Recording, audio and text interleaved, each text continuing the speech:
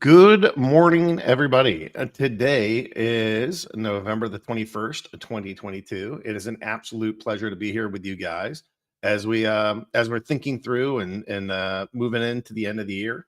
Um, this is the Splinterlands Town Hall. It's a place where you guys can ask your questions and do your things. As normal, I just want to remind everybody that all opinions are welcome. We are not going to like censor your opinions.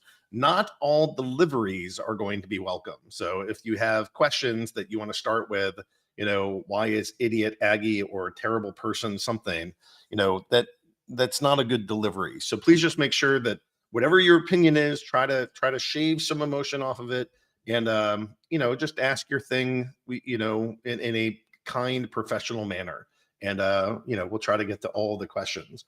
We have 3 pages of pre-made questions today. So I'm going to try to keep the AMA, or I'm going to try to keep the town hall portion on a tight schedule, and try to hit as many questions. And I know that the AMA portion at the end, where it's like a free for all, is probably going to be packed too. So going to do my best to navigate all of this. I think it's going to be a rather hectic day. So please bear with me, and please just try to stick to ask your questions, but keep them professional. Okay.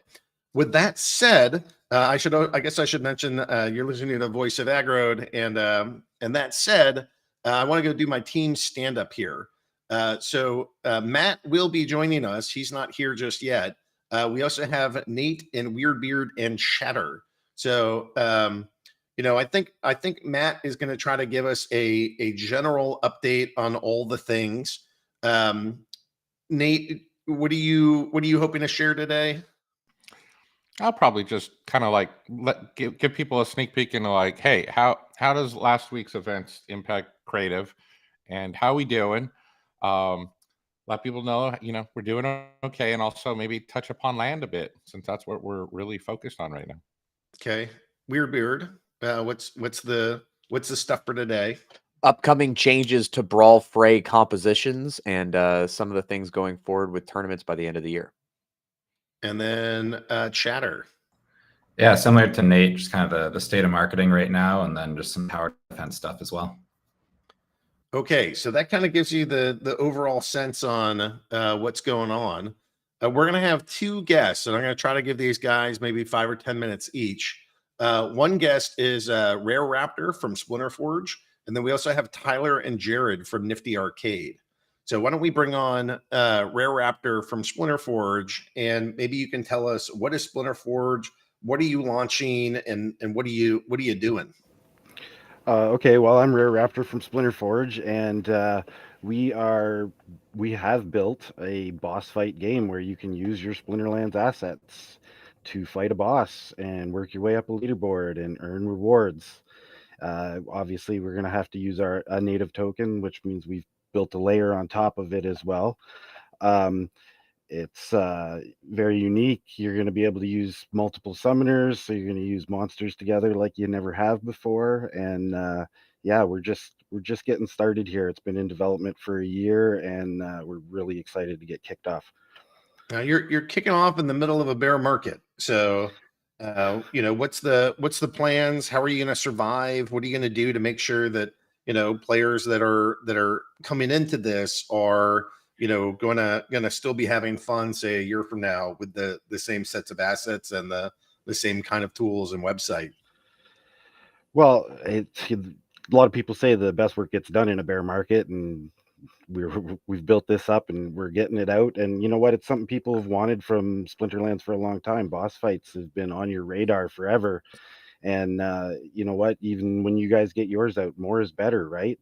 So this is just more options, more use case. We didn't do any fundraising. We built it from the ground, from nothing, and we just want to have more options for our Splinterlands cards, and that's what we're here for. What is the token? So there's a reward token. How is it being distributed? How was it distributed? And how do you earn it?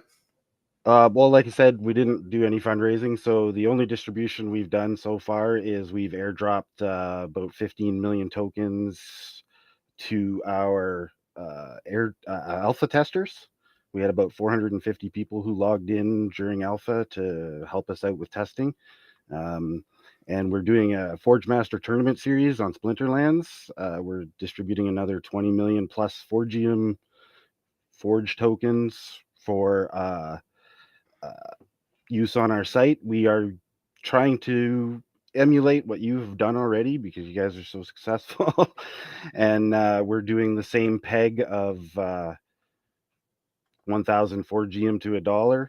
Our pre-sale is going to accept deck as well at the same soft peg.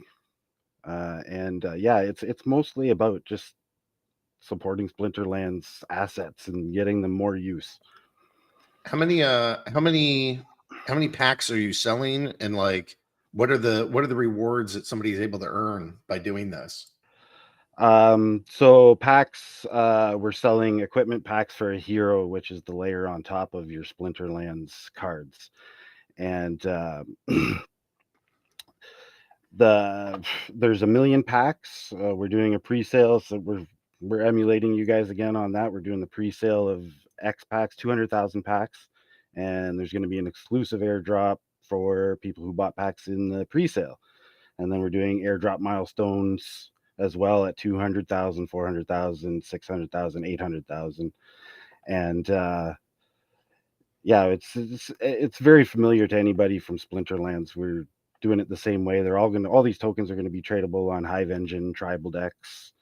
It's going to be very familiar to people from Splinterlands. Where would somebody go to buy packs? Right now, we just posted our pre-sale information on our SL community on Peak D, or our Splinter Forge community on Peak D, I should say. Posted by Unit Master. The pre-sale starts on December 5th, and we're working cross-market, or Splex is helping us market and process sales through their website. So we've got a little affiliation going on there kicking off. Nice. Anything else that you want to add for the Splinter Forge product? Not really. Launch date, we're tentatively, as long as things don't blow up on us on the way, which I'm hoping they don't, because we've tested things thoroughly. We've taken our time to get it right. We're tentatively launching January 2nd, live launch. Nice. Pretty exciting stuff. So there you have it. Go check out Splinter Forge. It seems like a new boss game sitting on top of Splinterlands by Splinterlands community members. We're excited to have that launch, and good luck for your product. It should be fun. Thanks for having me. Yeah, absolutely. Now, another group, you guys have met these folks a couple times. It's NFTy Arcade. I will share that I'm using the NFTy Arcade product. I created 4 decks that are made up of max level champion Rift Watchers and Chaos Legion cards, and I put them on, and that seems like it's been going pretty well. Now I'm seeing rewards come in. I'm seeing cards getting sent to my wallet.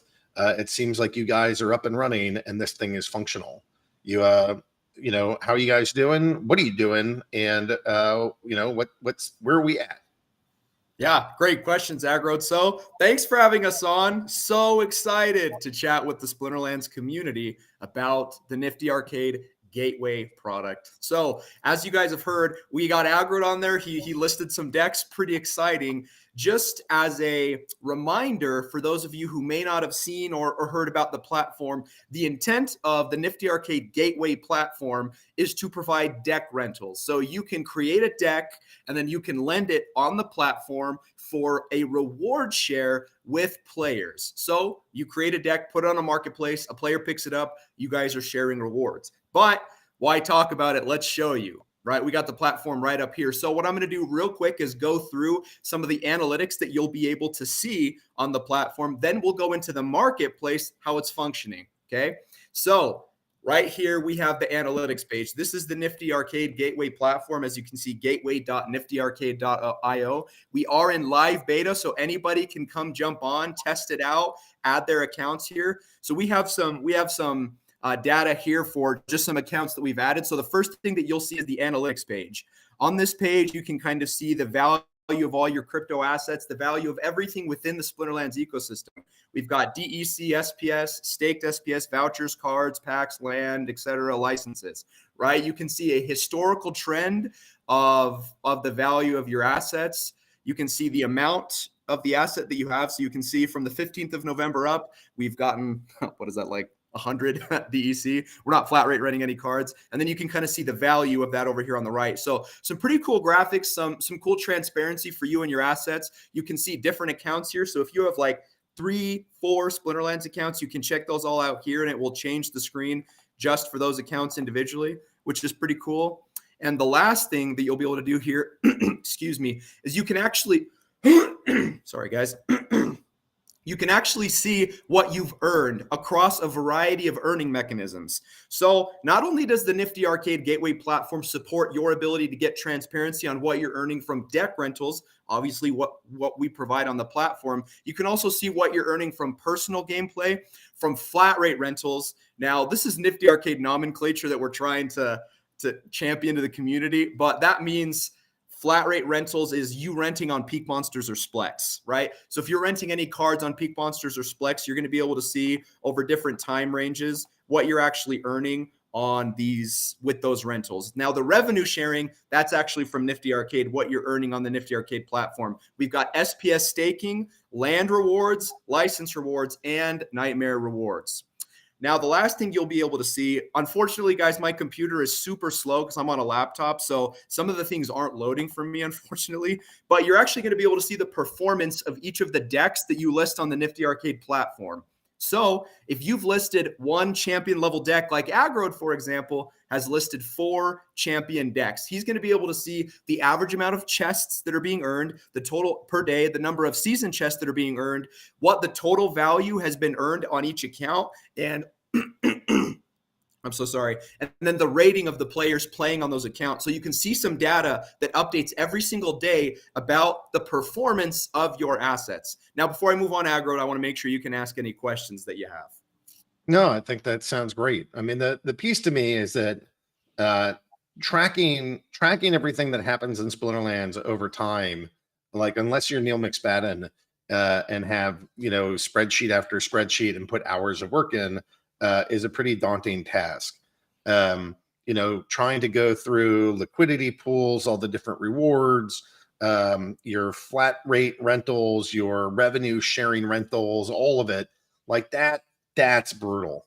So to have that be automated sounds like a major convenience. So even if you guys don't like list card decks for rent or revenue share, just getting your assets into this thing can give you some analytics that you otherwise wouldn't get or would have to manually produce over hours and hours.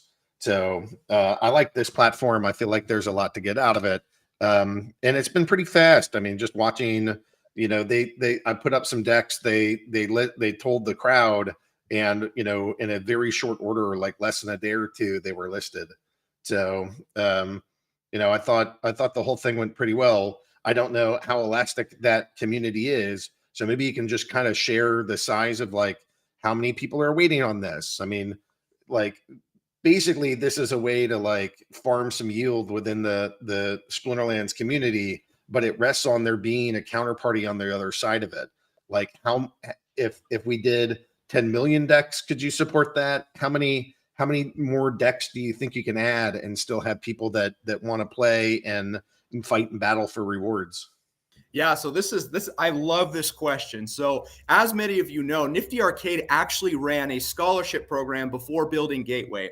And what we saw time and time again is that there is significant demand to play on Splinterlands decks at higher levels, but there's an inability to do so. There are so many players in the ecosystem that want to move up from bronze, that want to move up in the game and play with higher level stuff, but are unfortunately unable to do so. And that's what we wanted to solve here. We wanted to solve the ability of of asset owners to connect their assets with players who want to play the game, right? So touching on what Agrod said, right now we have about 55 decks on the platform. Still a long way to go to get a lot more on there, but every single deck literally goes within a few minutes. There's so much demand for players playing on high-level decks in this ecosystem that decks go immediately, just like that, right? And we saw that in our scholarship program. We always had a wait list that was far above what we could actually provide with the assets that we had in-house. So we built this platform because we believe that this is going to be huge for player onboarding, because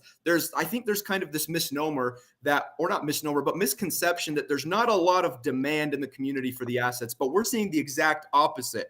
We're seeing that there is a tremendous amount of demand from all kinds of players across the spectrum here in the United States, in the developing world, that want to play on these assets, but otherwise can't do so because they have a capital constraint restriction.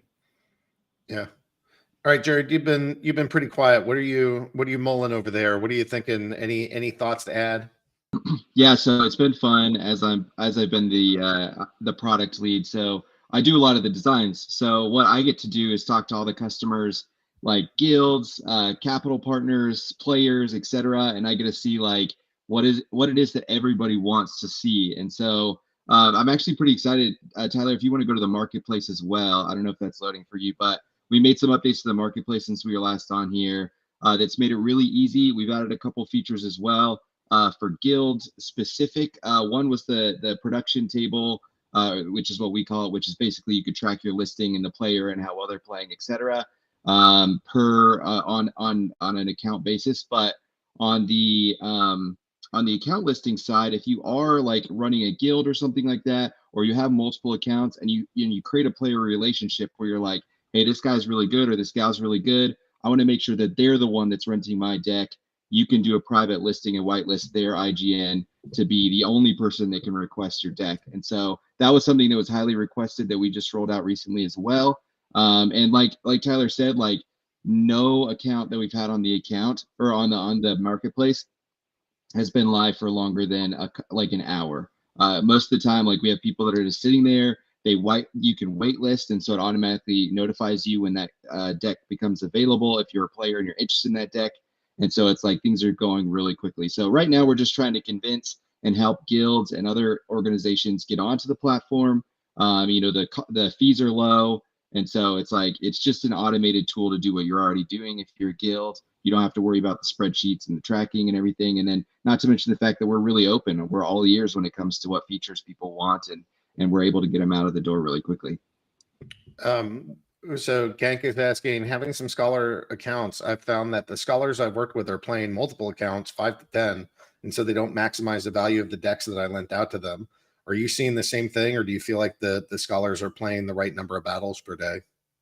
Yeah, that's a fantastic question, and something that you can actually, unfortunately, I can't show you today. My computer's really latent with the screen share and everything, but on the analytics page, you can actually see data about each one of the performance of each one of your decks. So you can see how many battles per day on average is a player playing. You can see how many chests on average per day are they earning. You can see the total amount of season chests. So you can actually determine pretty quickly how well a player is performing, right? Yeah. So what we're seeing is that we have the ability to kind of curate for people that are, we're managing decks for. We actually have the opportunity to see the data very clearly, very quickly about how they're performing. And then if there's any turnover that's required, we can make that happen, or we can communicate with players, right? And here's the really cool thing about that.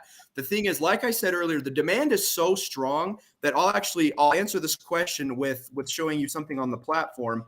If you come over to filters here, and I think it's sort. Sorry, hold on. If we sort, my computer's so slow with the screen share, guys. I'm sorry. If we do the sorting here, so you can see that we have champion/diamond level decks going for 20% reward split. So there are players that are playing on these accounts for only 20% of the rewards, and they're going within 5 minutes. That's how strong the demand is for these accounts, that people want to play on them so bad that they're taking these really low percentages and they are willing to perform on the decks, because here's what happens in a free market system. People understand, hey, if I don't perform, then the deck is going to be removed from me, right? So you have the transparency as a deck owner. to say, hey, if this person's not performing, I can just relist it on the marketplace. Or like Jared said, in other words, you can also private list your deck to someone that you know is performing well and take it off the market. So you can say, hey, I really like this player. I want them to use my deck. I'm going to give it to just them. Or you can offer it to the community at large to help kind of find that player, right? All right. Last question. What are the fees that you guys get? And then what would I get if I'm a scholar or if I'm a deck renter? Yeah, that's a fantastic question. So what happens is Gateway takes a 10% SPS fee.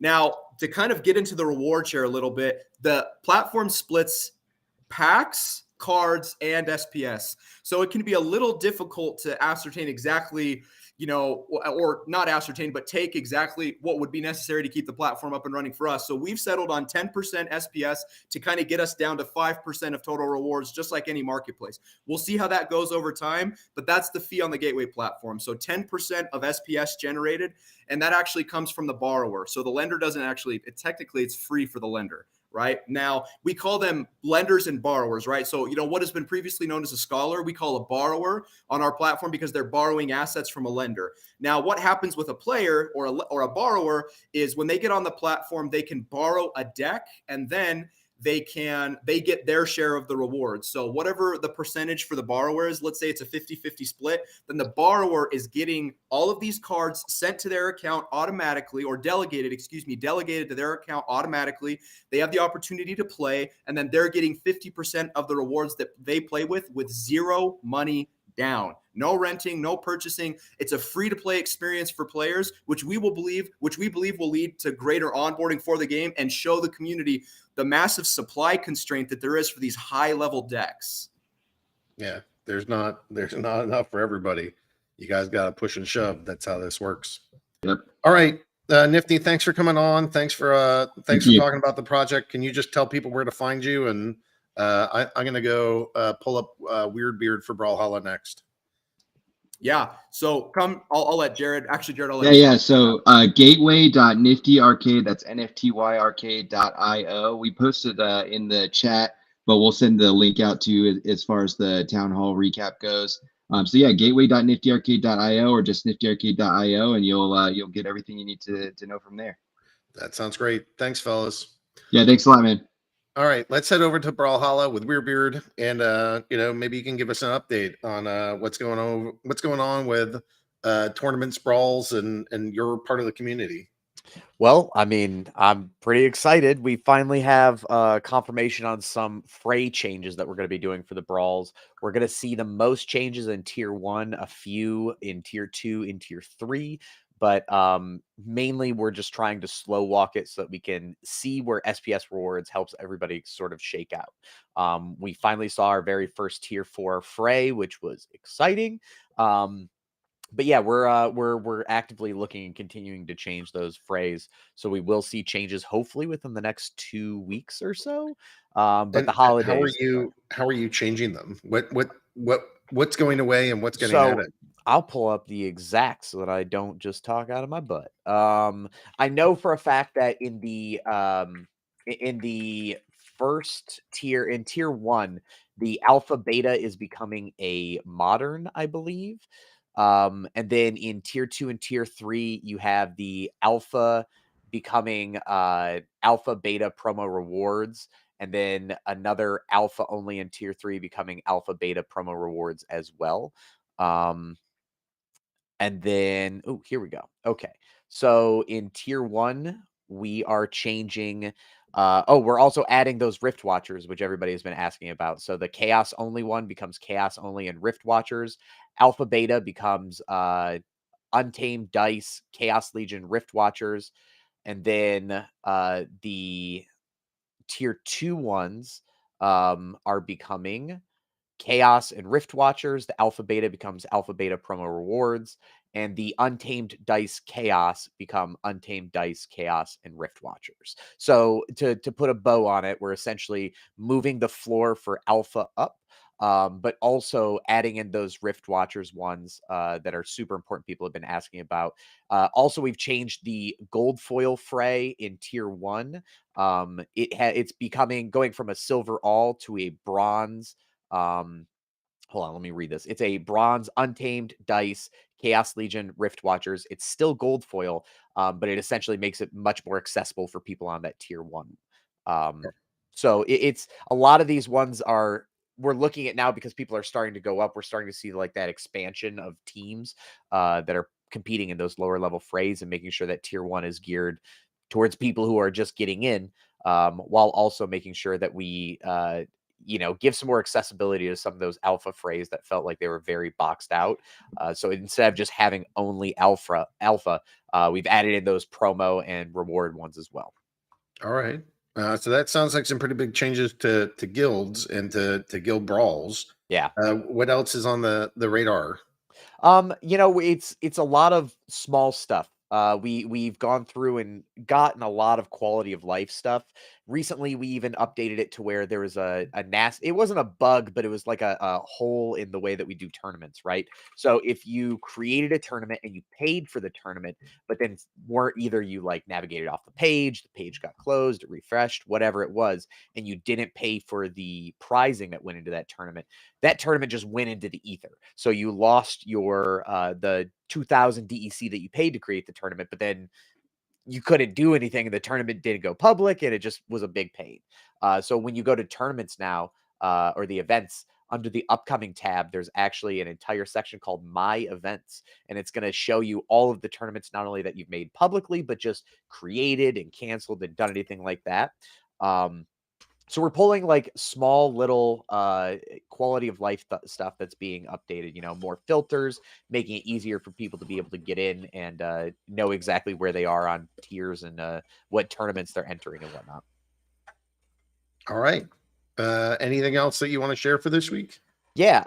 So, the big thing that I would encourage people to be able to keep an eye on is that we now have Rift Watchers in all of those frays. So if you need to, practice a little bit more with Rift Watchers cards before any of the upcoming frays, once those changes do go out, don't forget that our Chaos Legion only tournaments and the Scarred Hand Cups are all Chaos Legion and Rift Watchers only. Feel free to jump in there, get some practice time in. Should be a lot of fun. That sounds awesome. Thanks, Weirdbeard. Thank you. Let's go do a creative brief with Nate, and then we'll open up the floor to Matt for a while for Words with Wizards. And yeah, we could. I guess we should. I misspoke. Let's go do a marketing update, and we'll follow that with a creative brief. Awesome. Sounds good. Cool. Well, I guess things from my side. Obviously, last week was a little bit of a tough week, so just kind of wanted to give everyone a just update of kind of where we're sitting right now and how we're moving forward. So we've been kind of in the process over the weekend of just kind of reorganizing the marketing team, making sure everything's good to go there. So big thing from my side is just rest assured, nothing is going to be changing from our side. We still have coverage for everything. So GLX, Tower Defense, Splinterlands, you're still going to see marketing going out from all of that.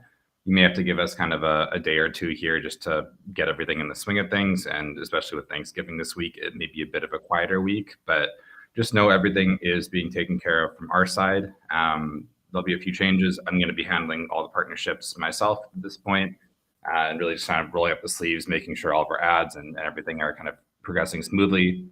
Previously, we were working with an agency and everything there, but everything should be kind of fairly well settled at this point. I'm really confident in the team that we can keep kind of trekking along as normal, and we shouldn't have any kind of downtime compared to really where we were previously here. So we've learned a couple different efficiencies going forward.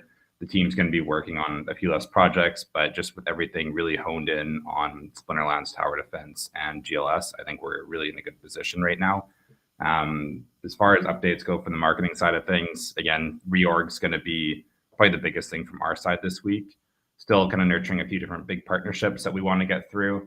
And then one big note on Tower Defense, and this is for everyone, you're going to be wanting to listen to this, but we're going to be announcing a art contest today that everyone can participate in. That art contest is going to be to design a spell, both the name and the image of a spell for the Splinterlands Tower Defense game. The winner from the art contest is actually going to have their own spell and kind of likeness portrayed in the Splinterlands Tower Defense game. So you don't want to miss out on that. We're going to have a blog post in the official announcements channel of this Discord for all the information on how to enter and everything else there. You don't need to be a super big artist or anything else like that to join. We're really looking for the kind of core concepts and general themes around that spell and the name of it. And then what we'll do is we'll actually work with our team and our designers to really kind of customize and put the polishing details on those spells there. So this is going to be your chance to actually cement yourself in the lore and in the actual Splinterlands Tower Defense game. So you don't want to miss out there. That sounds awesome. Yeah, sustaining and continuing to be able to deliver on most of our promises after last week, it seems like a high priority across the org. I'm glad to see that that's something that you're like embracing and making sure that we're on top of. Hopefully that gives some allows some of our players to relax of last week was hard, but we are still here to deliver on the mission. Are there other things that you want to get to this week? Those are really the main things. There's a lot of kind of underlying foundation that we're doing behind the scenes. Things like our press release and just the entire kind of PR side of things for us. We've completely blown that up and actually just revamped our entire program. So on average, we're seeing over 200% more coverage for all of our PR than we were before. And that's just kind of due to us doing a whole bunch more manual outreach. We started to form a whole bunch of connections with independent writers at kind of big publishing companies and big publications just out there right now. So a bit more kind of manual work going into a lot of what we're doing now, but we're seeing really great results come out of it. And so similar to what we're doing with all of our social channels, all of our PR, all of our ads, so on and so forth, we're going to be doing a manual revamp across the board this week. But just kind of rest assured, you may not be seeing a whole bunch of updates from us, but there's going to be a lot of really kind of core foundation optimizations happening behind the scenes for all of our channels that are already running. That's awesome. Yeah, absolutely necessary. Thank you, Chatter. Thanks for giving us the update. And we're gonna keep the grind and keep this stuff going. So appreciate your work and appreciate the work of the team. Thanks for coming on. Let's go check in with Nate for a creative update. I'm loving that elephant for the contest. No, that looks beautiful. Yeah. All MS Paint drawings are accepted. All right, Nate, are we stuck with MS Paint going forward, or do we still have a creative department? Are we still doing creative things? Kind of give us an update on what we're doing, and maybe give us a sneak peek at some of what we hope to be rolling out in the not too distant future here. No, that's a great question. I want to reassure that everyone that creative is rocking and rolling. Last week sucked, even though it had to happen. It wasn't an enjoyable experience. However, feel good about the fact that UX is doing great. UI is doing great. Art is doing great. Across the board, whatever it is on the creative side, we're doing great. If nothing, the changes and restructuring that's occurred is only making us a lean, mean, well-oiled machine that is even more efficient, more effective, more optimized than potentially ever before in the company's history. So I just want to let people know, hey, we're not only are we pushing forward and positioned to do well, we're positioned to fulfill all the things that you guys are looking forward to, all the updates, all the new features and functions and things that you want to see are happening. And case in point, a big focus for us right now is of course land. We did share, I think, a post not that long ago, this past week, to kind of like refresh our memories on what was discussed at Splinterfest and shown on the entering Pretoria panel.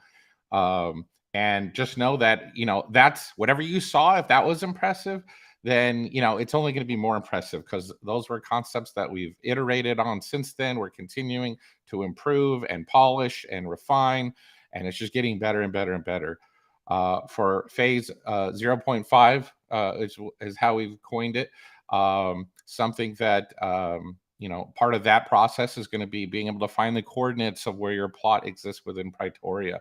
And with that in mind, I can share a little bit of what we're looking at. So here, I'll give you guys a glimpse of what it looks like to some of the artwork that's involved in creating the regions that where player plots will exist.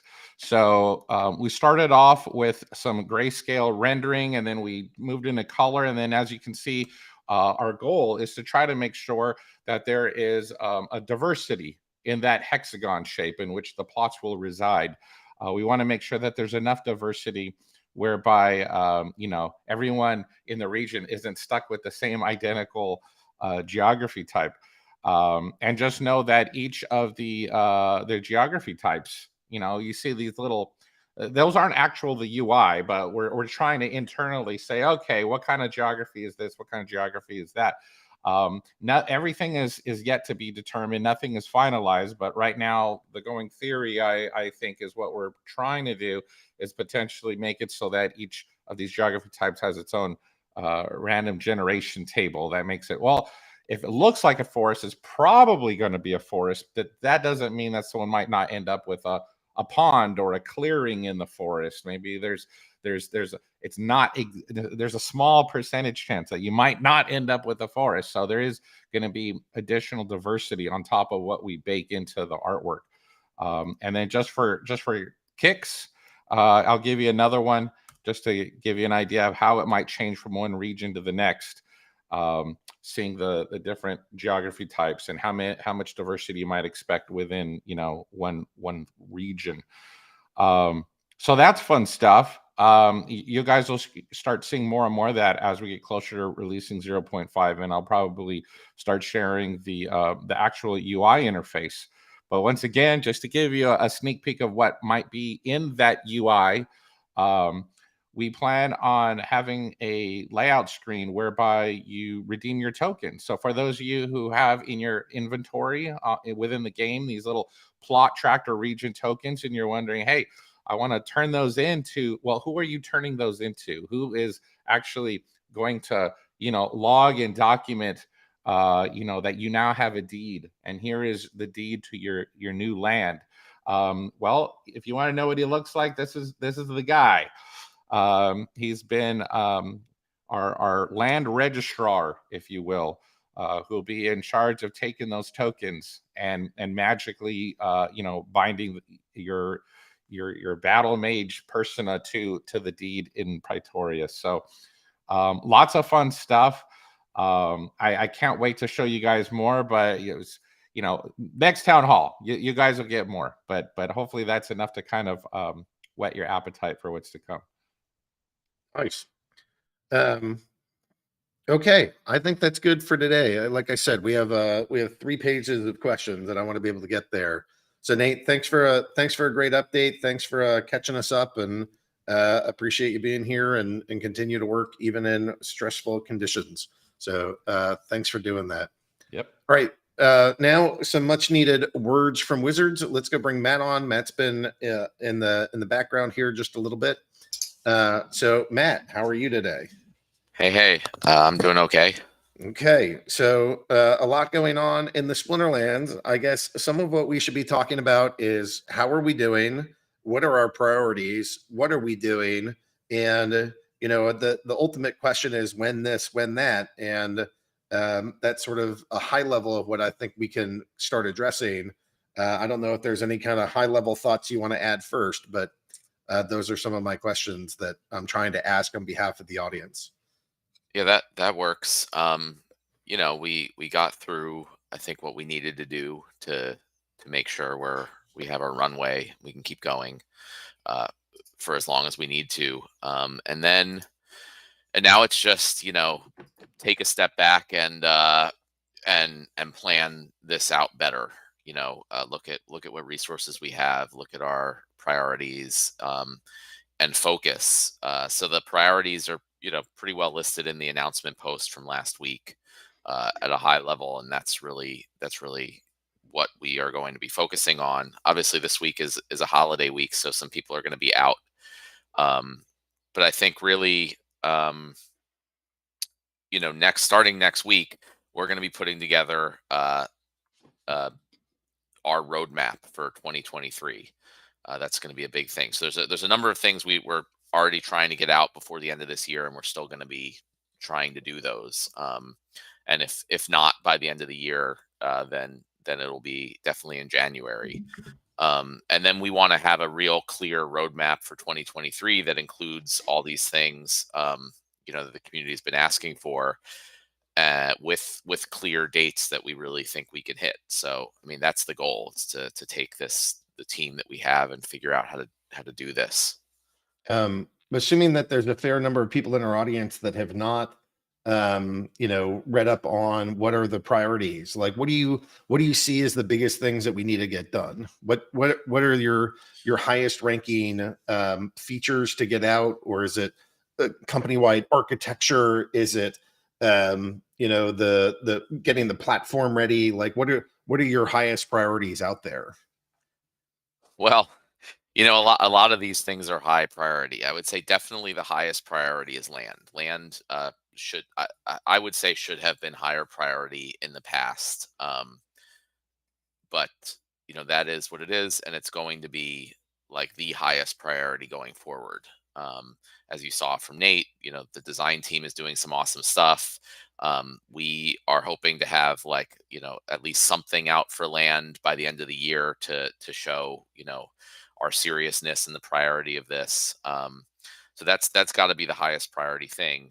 But not too far behind that, there's a bunch of stuff that are really important. So things like SPS validators, obviously Rooney, getting that live as a card in the game, in addition to starting to work on a bunch of the other things.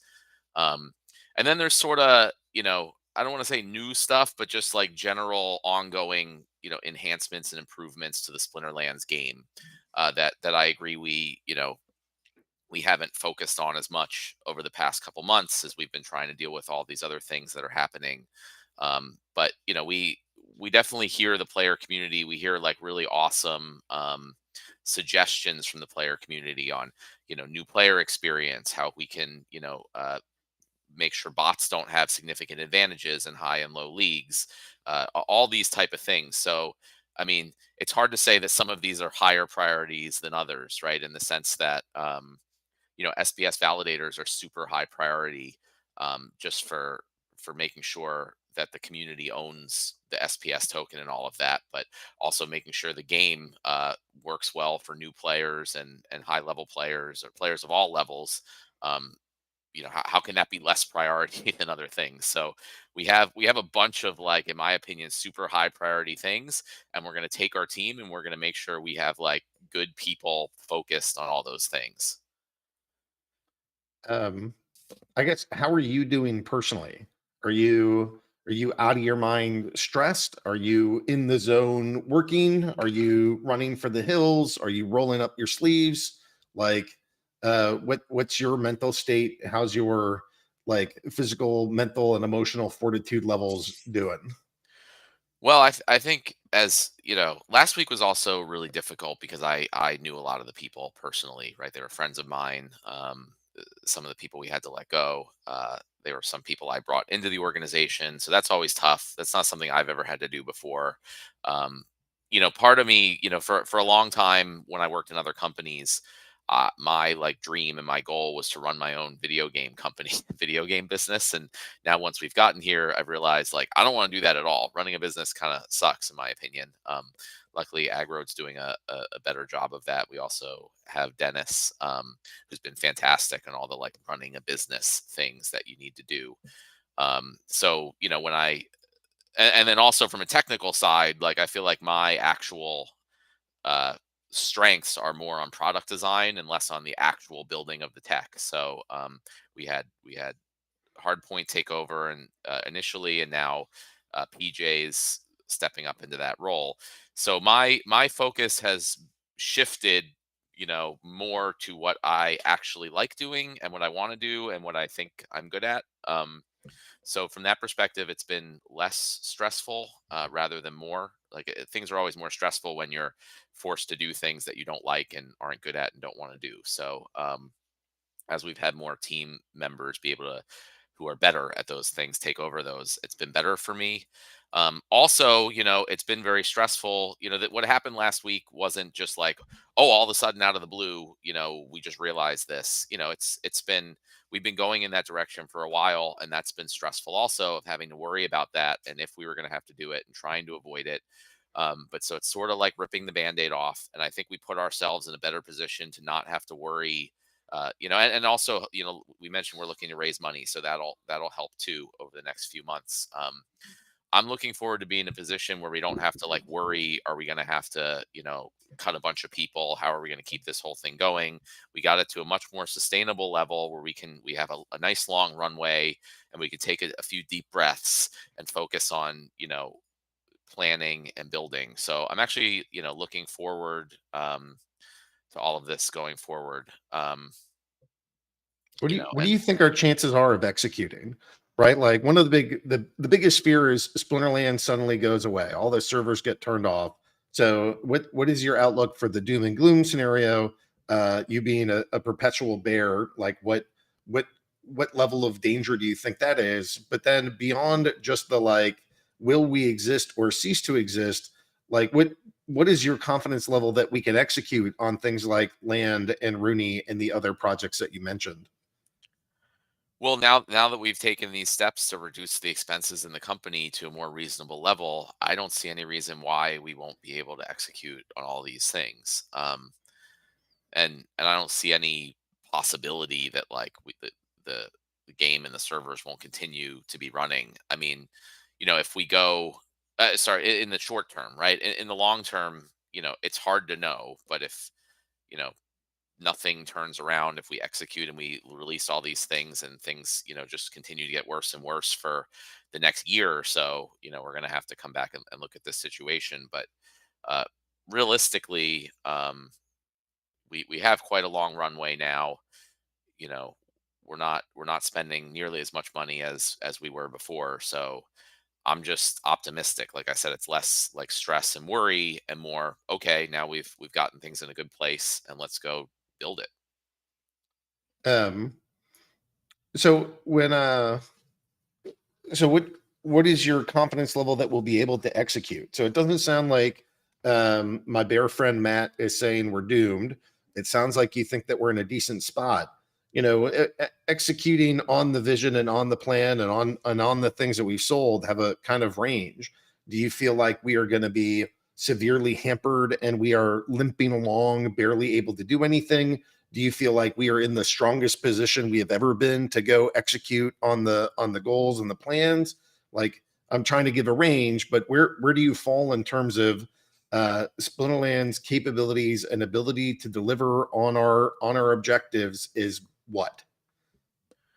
I don't know. I mean, we're in the middle. We're definitely not in the strongest position we've ever been in to deliver on our objectives, but we're not in a bad position at all by any means. Like, we have a really good, strong team still available, and we're going to build it. I don't know. It's just like one way or another, it's going to be built and it's going to happen, and it's going to be cool. So eventually, like, the markets turn around. They always do, and we're going to be ready. Any other high level thing that you want to touch on that we haven't kind of discussed already? I don't know. I think we talked about it. I think it would be good to just get to the questions. I think that's the most important part of this, is to talk about what the community wants to talk about. Okay, happy to do that. But first, let's go head over to Splinterlands TV. Let's do our shout outs and our kind of clip of the week, and then after that, happy to kind of get back on here with the full crew and start plowing through a ton of different questions. So we'll be back with Matt in a second. Ron, are you there? Are you able to join me? Well, hello, Ag. Hey, Ron, it's great to see you. How are things? Hey, things are great. Splinterlands TV is still kicking. It's still putting on all that great content that you guys love to watch, and we're still growing. Not a whole lot of news on my end this time.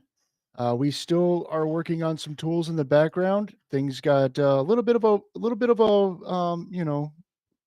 bump in the road, but we will be um, possibly releasing a new giveaway tool this week that will allow streamers to easily manage their giveaways. So that's about what's going on for the the news this week.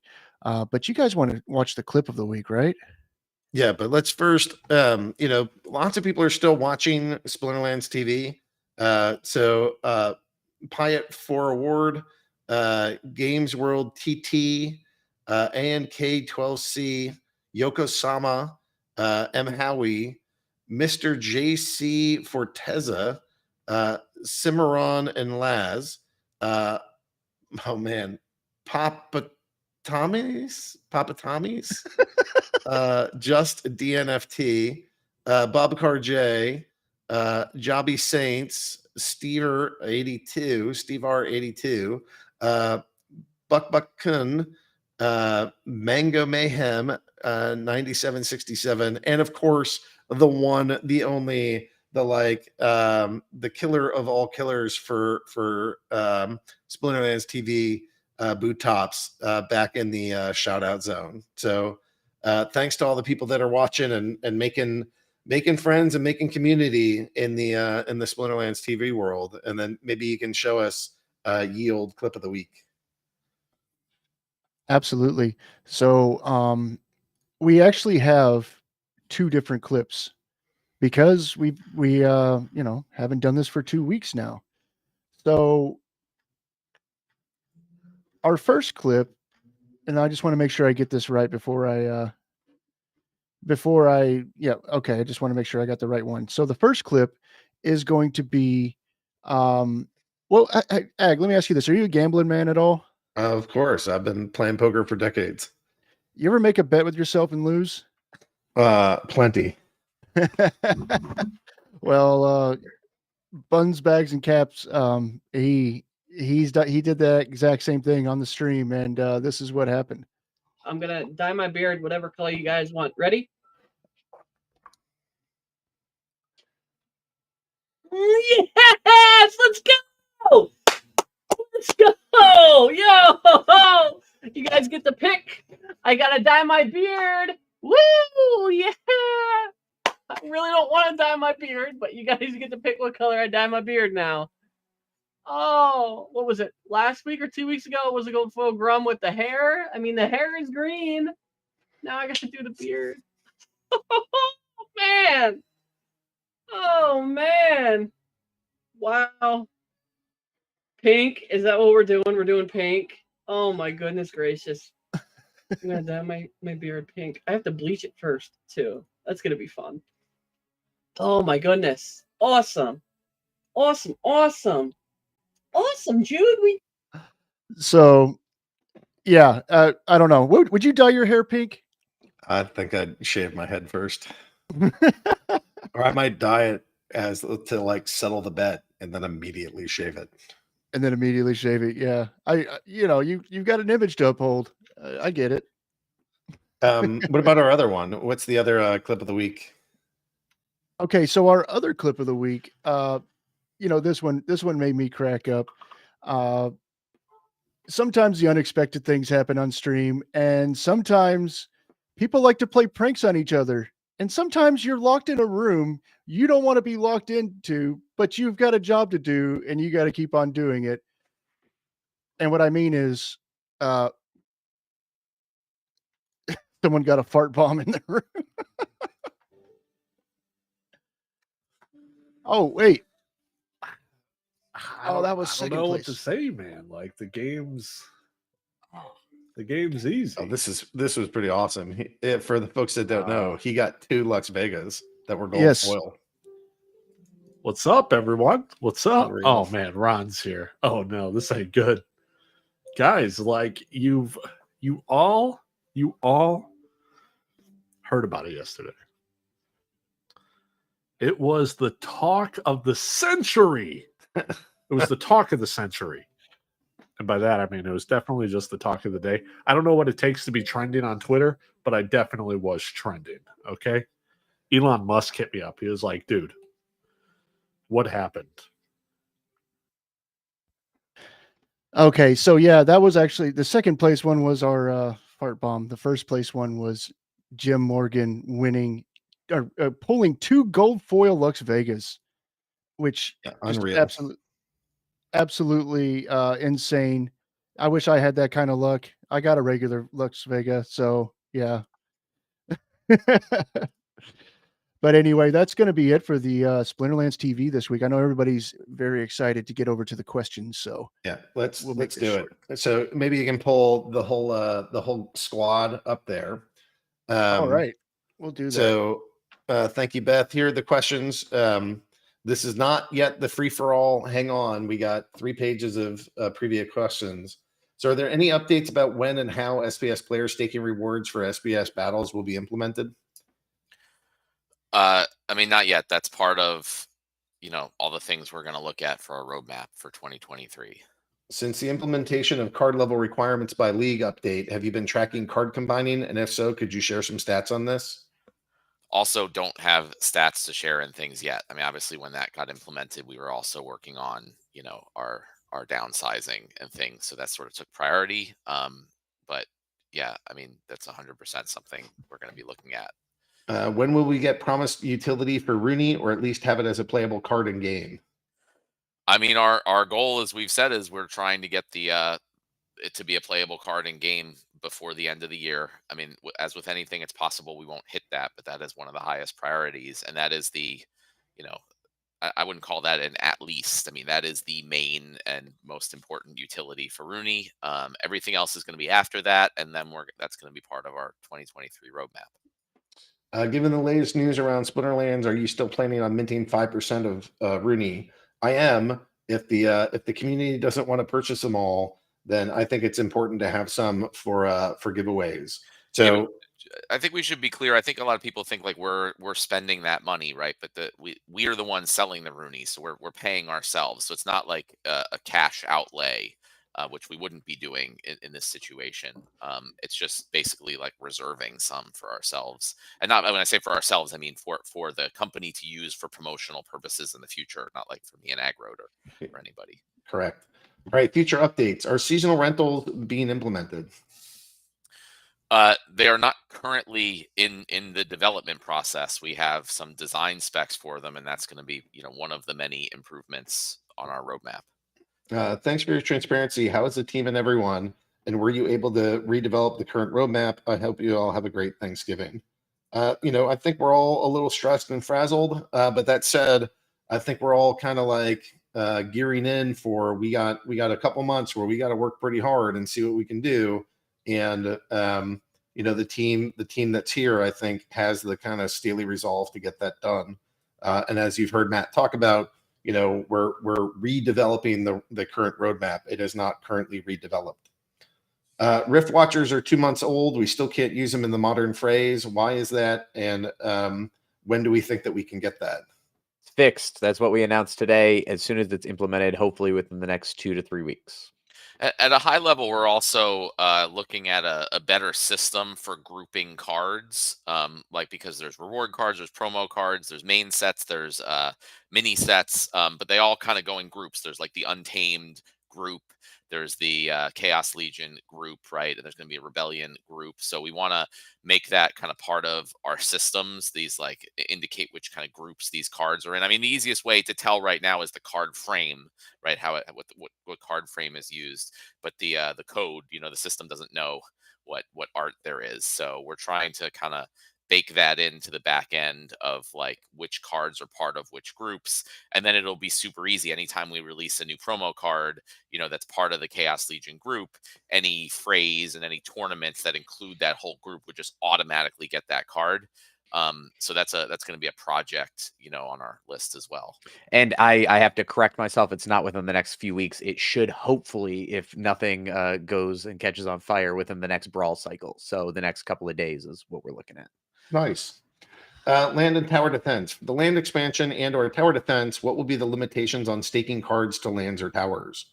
So I don't think that that's been declared, but we're thinking something like probably one summoner and multiple cards could be staked on towers, spells, and pieces of land.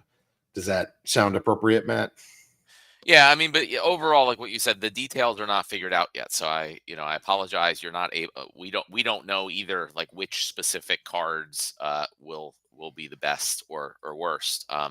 But the concept is going to be similar, where we want to with land in particular. One of the goals of land was to provide utility for older cards that may not, that aren't part of modern and don't have as much utility anymore in the game. So we're definitely going to be looking at, the alphas, high level cards, gold foil cards. I mean, the more you can use of those, the better that it's going to be. But the exact details aren't figured out yet. With land in the new multi-stage gameplay thing, will that be adjusting the core gameplay, or will it be a separate game mode? I mean, my guess is that initially it would probably have to be a separate game mode. I don't think we want to just come out of the gate and say, okay, now all the games work like this, especially when there may not be that many item or spell cards available at first. So we typically like to take things in phased approaches rather than, sweeping changes all at once. So, that's a little while out, and we, again, haven't decided anything, but that is generally my plan with things, is phases. Aggie previously mentioned aiming for Land V5 to be out by the end of the year. What does Land V5 entail? Correct me if I'm wrong, but Land V.5 will be the ability to redeem your claims. So if you have a plot claim, you'll be able to redeem it for a individual land plot NFT, and you will know what specific location that plot is on the map. If you have a tract claim, you'll be able to get 100 land plot NFTs a region, 1,000 individual land plot NFTs.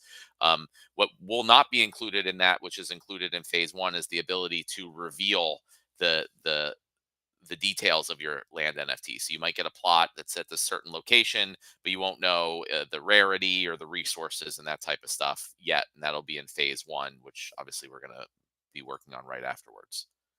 When players submit proposals, will there be a voucher fee? And if so, how many? The fees haven't been decided yet for player proposals. So we're going to go out with an initial plan, right? And then there can be proposals to change that if people don't like it. But I don't know if it will be vouchers or SPS or DEC or a combination of the above yet. That's part of what we're going to figure out as we build player proposals. Can we make a proposal to reduce the 7-day proposal voting time down to 5 days? I think 99% of the votes will get in that time, but would like to see more haste in deciding and thus executing the important changes we need to make from time to time. I mean, I agree with that. So I don't see any reason why, if the community agrees, we wouldn't do it. Will we see proposals for pack burning regarding Rift Watchers and tower defense? Product bloat has hit Splinterlands really hard, and I think a large number of the community wants a clean slate. Possibly. I mean, definitely. So Rift Watchers is 100% up to the community. It's like a DAO run thing, right? All the funds go to the DAO. It's not a product that we sell. So if that's something that the SPS token holders want to do, like, then absolutely. So if we hear that there's general support for that, we'll put up a proposal for it and see how everyone votes. In my personal, and so tower defense is a little bit different. That's a product that we sell. So like with Chaos Legion, like we said we would be open to that if that's what the community wanted. We may decide to do the same thing for tower defense. But one of the things is, when we designed the amount of Rift Watchers and tower defense packs, we had already seen how Chaos Legion was going, and I think the number of packs in those sets is more reasonable, at least in my opinion. So there's not as much potential need to burn them. But again, if the community wants it, then that's fine. Yeah. And isn't there? I think there's a nuke in the tower defense plan where at a certain date we nuke packs anyways. And I kind of like that idea. I'm thinking that maybe when we offer the next pack edition, we can still offer a larger amount, but have sort of like a monthly burn that, like, if you haven't hit a certain target, you'll burn along the way. So like right now we're sort of at the question of, will we burn all of this at the tail end? And that's a lot of overhang. But if there had been burns in months where, It was like 3 months ago, and we didn't sell out all the packs, and we burned down. I think that's a better system. So that's something that I've been considering. All right, I think Bloodstone is too expensive at 150 DEC. Buying 5 pieces to open 1 guild pack will cost 750 DEC. Is the team considering the price cut? I am not, but I don't know about you, Matt. Yeah, I mean, I don't. Again, if the community really thinks the price should be lower, then the price can be lower. But 750 DEC is like less than 75 cents right now, and you know, you also think like most people that you get very few Gladius packs, right? So the actual total dollar outlay that any person would have to put is relatively small, and the value of those cards are actually pretty high. A lot of people were saying, oh, it should be valued like the same as regular potions for regular packs, but this is a very different, a whole different situation. And you know, getting those gold foil or legendary gladiator cards are really valuable. And so I think this is actually a pretty good deal for what you can potentially get out of it. It's just my opinion. Again, if the community, you know, agrees, it can be changed. But there's currently no Rift Watcher card for Guild Brawls. Would the team like to give priority to adding this pack type to battle positions? We have. we talked about that. Yeah. Yes, we're good. All right. As a method to give additional value to vouchers, has the team considered having a voucher shop where you sold a cycle of some special cards, like a cycle of common summoners, to go with Duel and Dragon Scale? So yeah, I mean, in general, as part of our roadmap, you know, adding more value to DEC, SPS, and vouchers is a big part of that. What we want to avoid is just saying, "Oh no, vouchers are cheap," and just start throwing stuff out kind of haphazardly. And we've done a little bit of that in the past. So I think it's better to actually like take some time. And kind of design a full system, right? Because we could do you know, a voucher shop, and we sold a special card, and then the special card sale is done, so voucher prices spike, and then they come right back down, right? So I think it's better ultimately to build a better overall system for giving utility to these tokens, and that just like continues to increase over time, and that's part of what we plan to do with our roadmap for next year. Can we have a lottery using vouchers as an entry to burn vouchers? Maybe use a new card or something as a reward. Possibly. I mean, we do want to stay away from traditional lotteries, you know, for legal reasons. But there's all sorts of interesting things we can do, and that we are looking at as part of that whole give more utility to the tokens. Would having potions we receive from rewards tradable for vouchers possibly help in the spending of vouchers? This would inflate vouchers, but encourage people possibly to use them, such as buying more TD packs. Could be like a X amount ratio gets you 1 voucher. I'm not sure I understand that one. I think they're saying trade potions for vouchers. Oh, I don't know. Yeah. That to me seems like it would, you know, really reduce the value of vouchers, but we can think about it more. Yeah. The official handling fee for the non-card market is scheduled to be 5%. Is it possible to add a new handling fee when the transaction amount is more than $50 US? An additional 2% fee will be charged, used to burn DEC. I mean, any of that stuff is possible. I don't think I'm a fan of going above 5%. Matt? Yeah, I mean, over the longer run, I do want to kind of change how our market fee system works, where I'd like there to be a base fee, which is sort of like how some other platforms work. So there'd be, I was thinking like a base 2% fee for all market transactions that goes to the DAO, right? And so that could be burnt or whatever, and just, you know, provide more value to the tokens. And then on top of that, third-party markets can add their own fee at whatever level they want to try to be competitive. So I think, and so, you know, if there's a base 2% fee, you know, maybe certain markets will have a 5% fee for them, but other markets could have a lower fee. So it's really up. It's not up to us to say there is this fee. It's really up to the markets to decide. After the recent news in the crypto world regarding FTX and other exchanges, resulting in lots of uncertainty in the space, how might the current situation affect the Splinterlands company and its financial status? Are you in any way concerned, and what are your thoughts about it? You know, that's basically been the last 4 or 5 days of what we've been discussing. Splinterlands did not have any assets on FTX.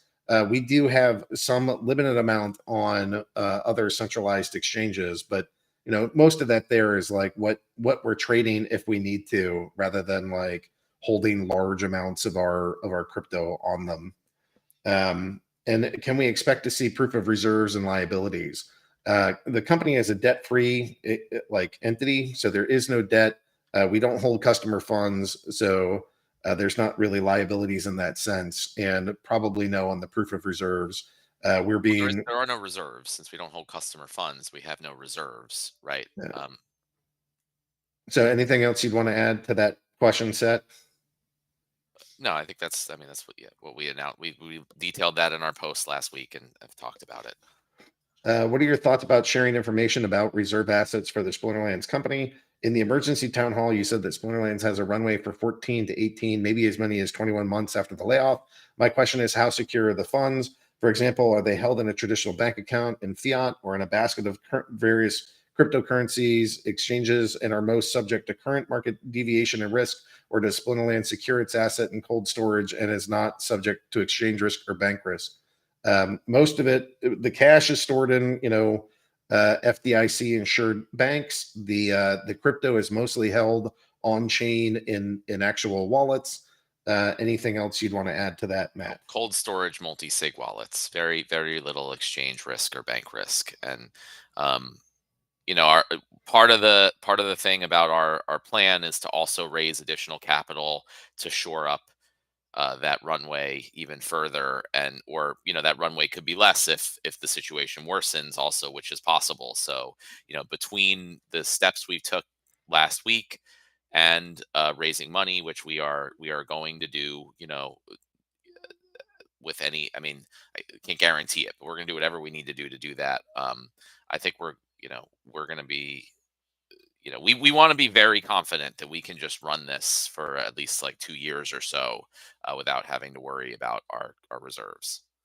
On the equity raise, what is your estimated controlling stake currently? How much stake do you estimate will be needed to fund Splinterlands development? And over what timeline would you be aiming to raise capital in the 14 to 18 months before market conditions press you forward with Blockchain Founders Fund and Molus?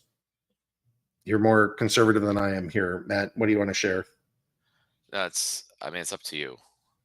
Matt and I collectively will continue even after this raise to have a controlling share of the business.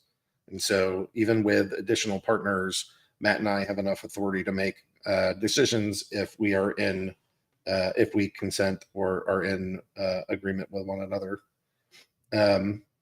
Any thoughts towards exiting Tether for USD or DAI? I don't.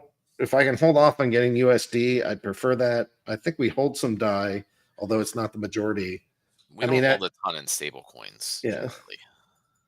Yeah, we do have a lot of stable. Ultimately, when my brain says the next time we get into a bull market, I want to go trade out not as much, but a lot of our cryptocurrency for stable coins, and we'll see how that operates. I've actually been really impressed with HBD. The fact that it's not backed by US dollars and has held its value throughout all of this, I think is pretty incredible. So I personally, I don't know that I'll do that for all of Splinterlands assets, but me personally, I want to hold more HBD. I've been quite impressed. Regarding operational security, does Splinterlands have a dead man switch procedure? And if it does Splinterlands utilize multi-sigs as a precaution, such as 3.5, not my keys, not my crypto, is an issue, and Quadriga set the precedent for making sure keys are not retained by any one individual?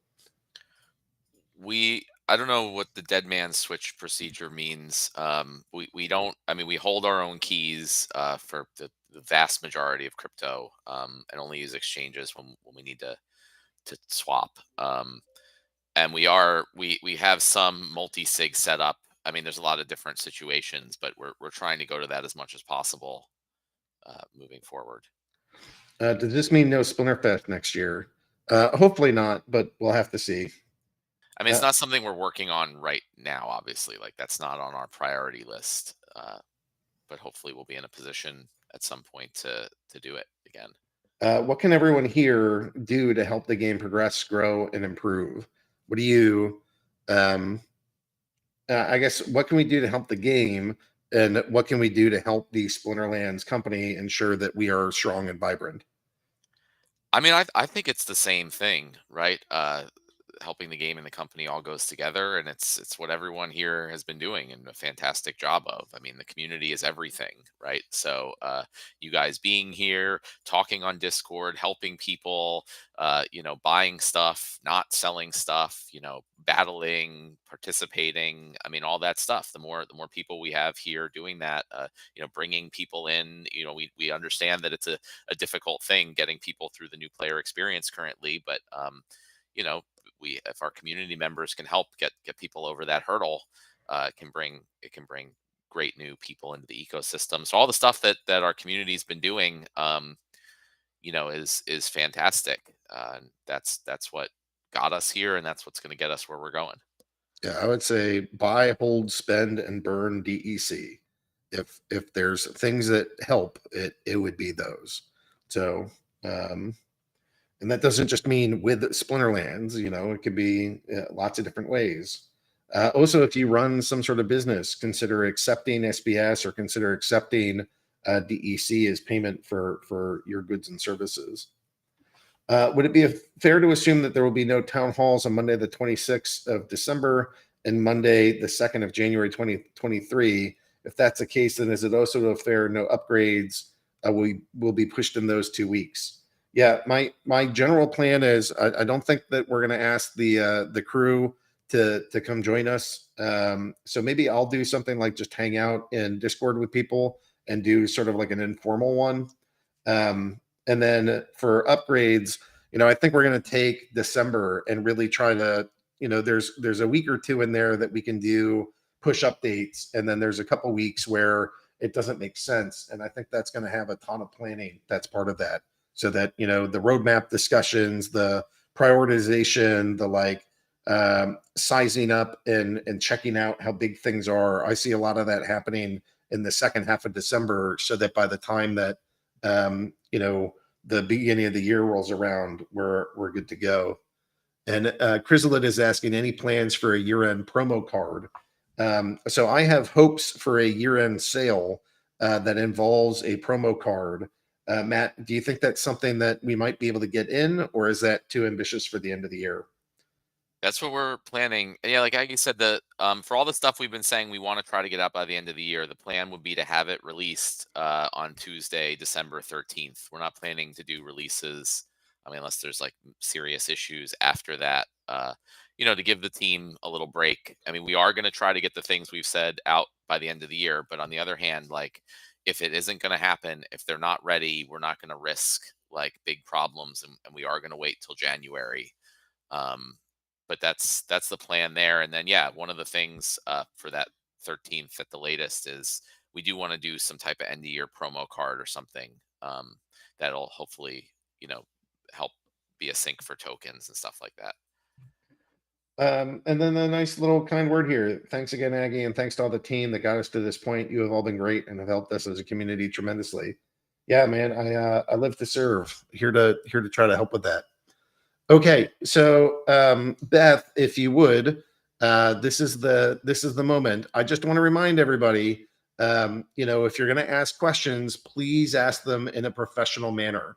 All of your questions, all of your opinions are welcome. Just try to, you will find that we will be more receptive if it's done in a way that is, professional.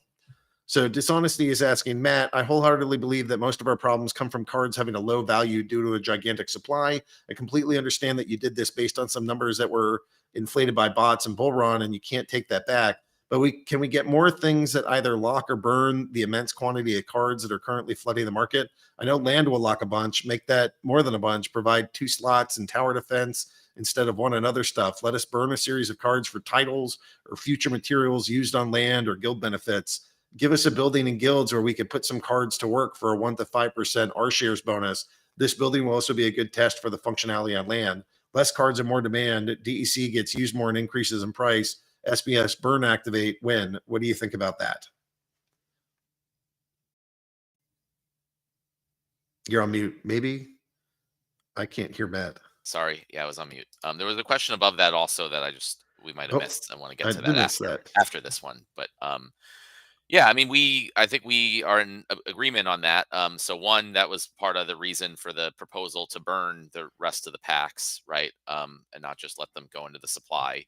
And then there was also a recent change to try to encourage the combining of cards and to get more, or to, you know, encourage people in order to maximize the rewards to have to be able to combine cards. And we also showed in that post that, like, even if all the cards were combined only to like level 3, or like common cards were combined to just level 3, that it would actually reduce the card supply so significantly as there where they would be pretty scarce. So in general, like, yes, that's on our mind. How can we encourage people burning cards? How can we let them be used for things like land and other things? And we 100% agree that there, there are too many cards currently for the player base, and we're looking at good ways to do it. I also, Aggie, at some point, there are some kind of bigger new features that we've been discussing and planning to put out. I don't know if you wanted to spend some time talking about them at some point. Like, maybe we can do questions for 20 minutes and talk about a couple of those after. Yeah. I guess, Beth, will you put in a question pause in the chat? So we have 54 comments. We'll go through those, we'll pause, and then we can answer, we can talk about some of the bigger stuff. Okay, Brand Talk is asking, a large portion of the last 5 million chaos packs will be burnt. Are there any plans to adjust the airdrop pack requirements for the final legendary summoners? Well, so it's unclear exactly how many will be burnt or not. It depends how many are purchased. And I guess we'll just, so I don't want to say at this point we're not planning on changing anything, but we're going to look at the numbers and everything, and if it makes sense, perhaps put up a proposal to make a change. Does Rebirth work the same as Resurrect in that will the card have full health or just 1 health when it returns? It's the same. It's the same as Resurrect, but just only for that one monster. As a player renter, can you reduce the percentage of getting common cards in daily EOS champion chests? Yes, you can. You can get higher rank, and that gets you access to better cards. Daru's asking, are the new phrase set in stone already? And if set in stone, how long will they last? So the phrase, we're making the changes, we're looking at trying to do updates every 3 months because it's been a long time since we've been in there and making those changes. But really, every 3 months is when we should be able to make changes based off of getting through a couple of fray cycles and getting that data in, seeing where people are ending. So as of right now, I would say we're looking at getting through towards the end of Q1 of next year, and then we'll continue to make changes from there. With the vote for Rift Watcher available for DEC not passing, could we revisit this and offer them for credits as well as SPS? Well, Rift Watchers is kind of a separate entity than Splinterlands, so you can't really do credits that same way. So yeah, credits wouldn't really make sense, right? Because that credits are like revenue to Splinterlands versus the other tokens that would be spent go to the DAO for Rift Watchers or are burned. I would be opening to revisiting that proposal in a same or similar way if the community wanted that. I still think it would be incredibly helpful for the future of the game and the tokens, but not for credits. Yeah, I support that. I'd love to see Rift Watchers be available for DEC. So maybe I'll put like a little poll in Mavs and see if the Mavs are any more receptive to that now under current conditions. I think that would help a lot of things. Have you considered reducing the voucher production to half? I have said half would be better. It's weird. There's enough sinks for all of the vouchers, but the buying demand, with SPS at the price that it's at, the demand isn't there. So now we're kind of like backing up vouchers in a bear. So I think the amount was a good amount for the price that we were at, but it didn't consider like a pretty low bear. So I'm open to cutting that in half. Matt, what do you think? Well, it's been brought up by the community, so we're planning to submit a proposal. There were some proposals we were planning on putting out, but as things that happened last week, we had to focus on other things. So that's a proposal I would expect in the near future because a number of people in the community have suggested it. Applications that you receive via Indeed at the end of October are still being processed. I don't know. I got to go look in. I got to check in on that. Question: software for nodes are better for server cost reduction from Splinterlands company. Do you think that having nodes out there will save us money, Matt? I don't think that will save us money, because we'll still need to run all the rest of the game, not just like the SPS validator nodes. But I mean, obviously, we are trying to keep that as small as possible, so it won't be that costly for other people to run nodes. Can vouchers be used to re-roll parts of your Rooney you don't like? Each re-roll would increase the voucher cost. Think it would be a great voucher sync. I think what we've announced for Rooney is what we're going with for Rooney at this point. We're not going to be adding, or changing up how those work and how the parts work. But I mean, there could be other similar things like that for vouchers in the future. In case U.S. regulator is getting completely ridiculous in the future and thus affecting running the company and running the servers, what is the backup plan and response time? For example, relocating these. Well, that's really like the validator piece. At the end of the day, the goal is to get Splinterlands to a point where we are reporting game results, and the validator network is distributing tokens, and Splinterlands is not directly involved in distributing tokens. And I think if we get there, that solves both of those problems. Yeah, I mean, our long-term plan is under the assumption that U.S. regulations will get completely ridiculous. You all kept saying that this is the top of the list of priorities on pretty much everything. Can we have a rough idea on how the priorities are sorted out on your plan list? So, that's in the post. I mean, one thing to keep in mind is that we have 17 developers, and the current rough sketch of a plan is to break them into 3 teams: a sustained team, an enhanced team, and there's one other team, I'll think of the name, and a platform team. And we can have something like 7 to 9 separate projects running simultaneously. So the fact that we have like 6 priorities mentioned is not even using the entire team to get that out. We have things operating in parallel. Question: as Matt just said, you are looking for card grouping. There's already meta tag addition probably for this purpose, but it went very wrong over the years. Why not add a new one and have it all sorted in no time? I mean, we're sort of doing that. Yeah, kind of. And then I mean, I have limited technical knowledge on this. I'm sure Matt would have a deeper dive, but from my understanding, it's like not only fixing what is currently kind of borked, but also for forward moving sets, right? Like as we move forward, we want to be able to introduce cards and their mini sets and not have to regroup and reprioritize and juggle every single time. And also the have it sorted in no time thing. I feel like a lot of suggestions are, oh, if you do this, it's super easy and it's just done. But that's not really how it is. So yes, it's very easy. We just add a new tag to all the cards, and we just say they're in this group, and that's that. But then you have to go and you have to update the tournaments and the brawls and all the different parts of the game to utilize that. We have to work with creative to see how that's displayed or communicated to users in a good way. So it's not just like you go add a tag to all the cards. That's like step 1 of the whole thing. Mark Gore is asking, year-end promo card will be purchased in DEC or SPS, and how many vouchers will we need for the purchase of this card, and how many are they?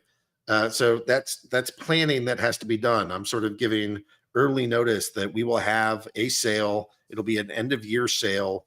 And generally speaking, I put this in the Mav chat, but generally speaking, I had John write up sort of like people were getting pissed that we were seemingly changing things. And in my brain, we weren't really changing them, but I could respect that opinion enough to say, all right, we should really just have like a sales plan document so that everybody understands the flow of sales. And it's something like, on the website through one way or another, if you're purchasing $10,000 at a time, we'll offer up to a 20% discount or bonus.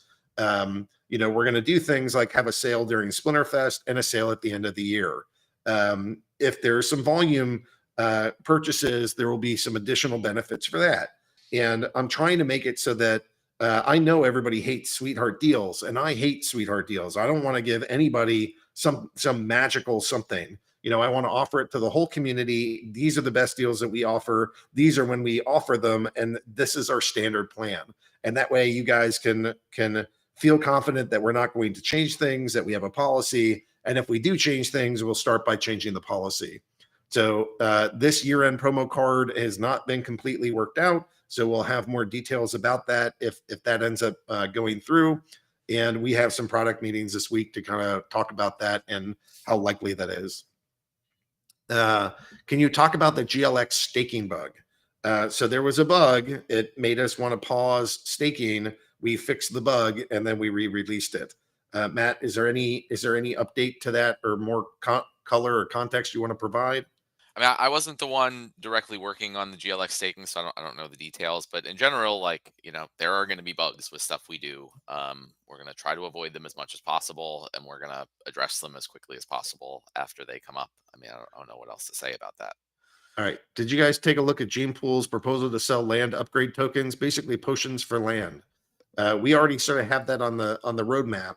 Do you have any thoughts on that, Matt? Anything you want to add? I don't think that's what he's saying. So there's actually two things. He's saying more of like, can they spend DEC now, like, and pre-buy like upgrades or things that are going to cost DEC in the future. So since that's the last question, it's actually sort of a good segue into some of the new features or new things we've been talking about, because that's one of them. So all right. So first off, we kind of have this like this language between we will be doing nothing new and we are going to be doing only focused on this, and yet we're still talking about some new things.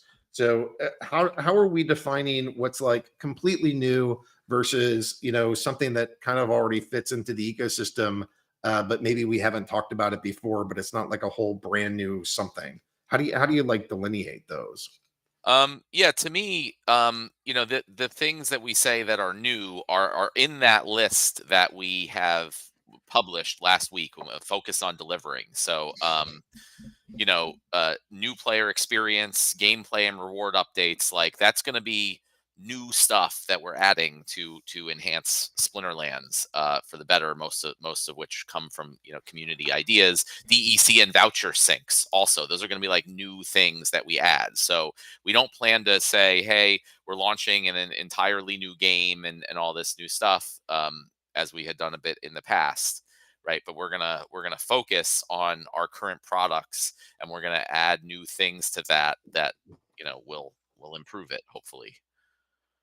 Okay, so maybe he is talking about not just potions for land, but maybe a land upgrade token. So Yeah. you and I have spoken about something like this.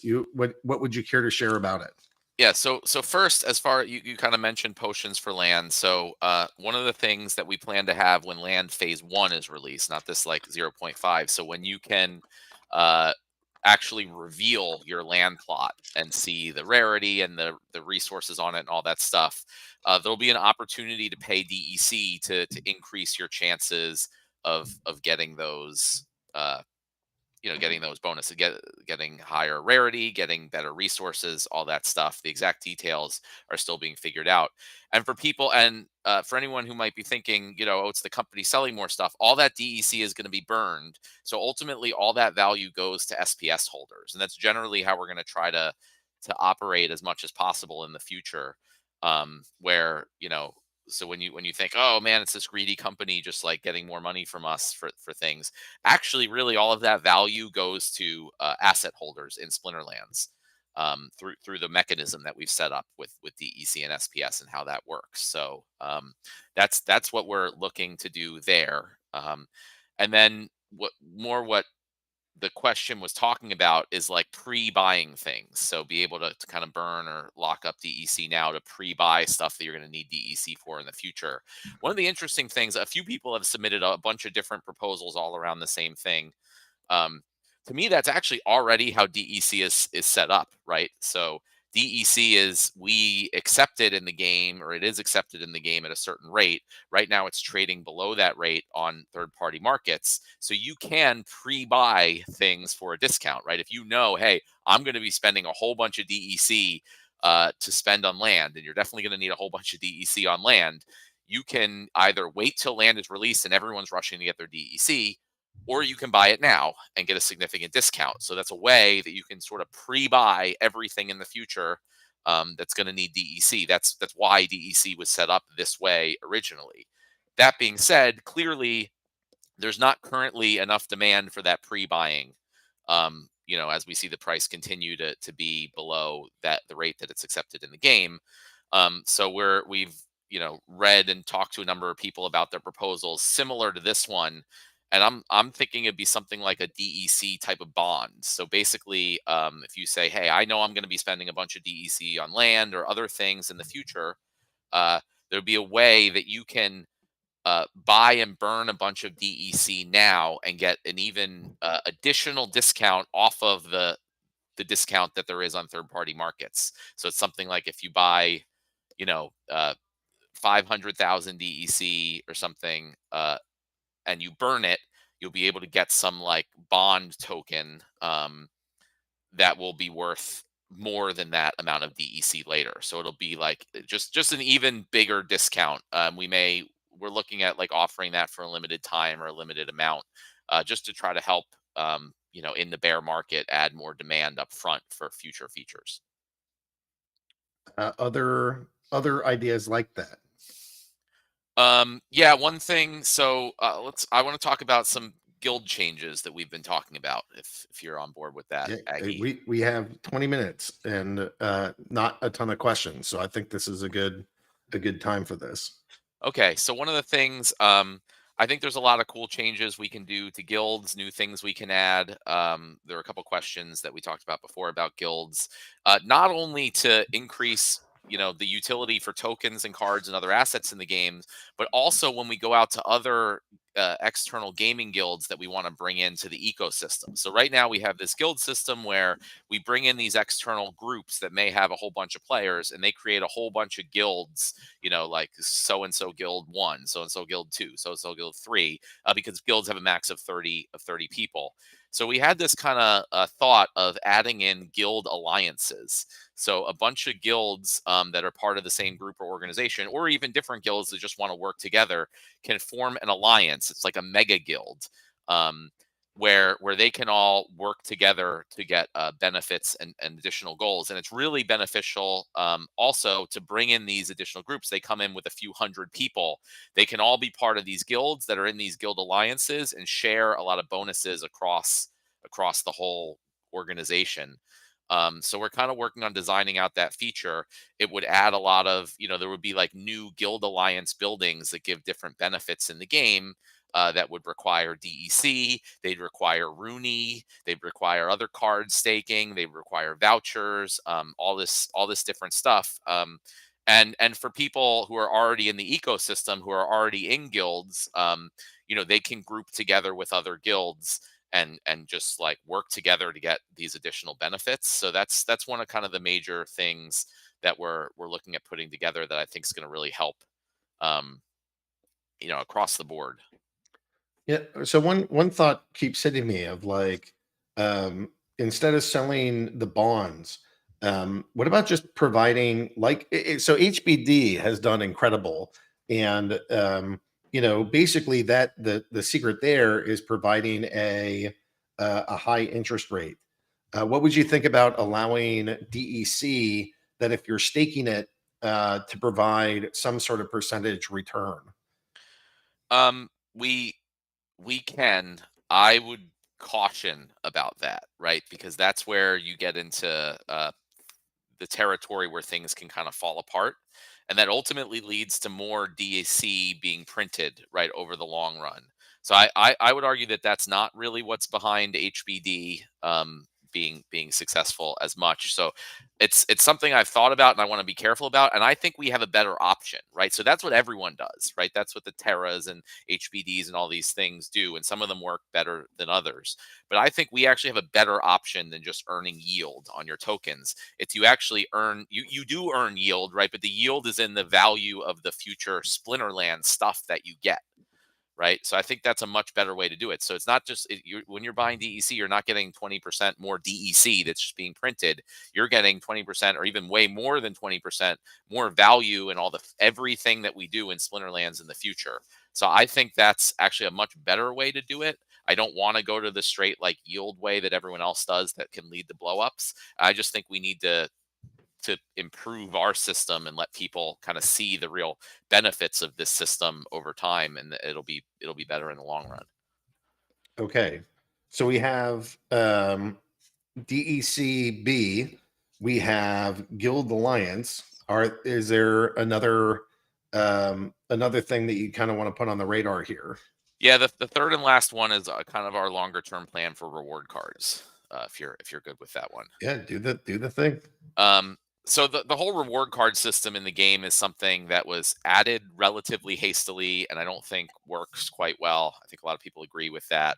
There's way too many of them, and one of the if we make there fewer of them, like fewer the total mint amount, then we run into the problem where we just have to keep releasing new ones all the time, and then there's all these new cards flooding the game, and that's a problem too. So we kind of took a step back, which is what we've been doing more recently, not just rushing out like, oh, there's a problem, let's rush out a fix. Take a step back and really think through the whole thing. So I want to preface, before I talk about the changes we're planning, I want to talk about why we're planning them and where we're coming from. So to me, I think we've seen over the last year or so the failures in the traditional play to earn model. We don't want it to make like any situation where like everyone's coming into the game and looking at what's my ROI every month, how much can I sell, how much can I extract from the game. That's gonna not be sustainable. That's not the type of game we want to build. Ultimately, what we want to build is a game where everyone who comes in, they're it's just like a traditional game. People don't come into traditional games and they just like look at how much can I earn and take out every month. It's a game that they enjoy and they plan to play and build up their account and grow things for years. Right. And I look at it similar to something like Magic the Gathering, which I always come back to. When I played as a kid, I wasn't trying to like make money off of it or anything. I enjoyed the game. I bought all these cards. And then over the years of accumulating cards, they become more valuable. And then I'm able to sell and take value out because I've spent years like putting in time and money and effort into this game. And that's really the sustainable Web3 gaming model that we're going for, right? So we want people to come in with the mindset of, hey, this is a fun game that I want to play, and I want to build up my account, my assets, my reputation, all this stuff over some number of years. And the difference between this and a normal game is after those some number of years, you will have built up, hopefully, a lot of real value. And that's how we're kind of looking at everything in the game, is encouraging that as much as possible, making the game as fun as possible, and making it encourage people to build up their accounts, build up their assets, and not just sell out. So where that applies to reward cards is what we're planning to do is release an entirely new set of reward cards that are going to be soul bound, similar to the Gladiator cards. So the idea is that we don't have a bunch of bots or whoever just coming in and earning reward cards and just dumping them all on the market. So we have these cheap, almost worthless cards that everyone can get.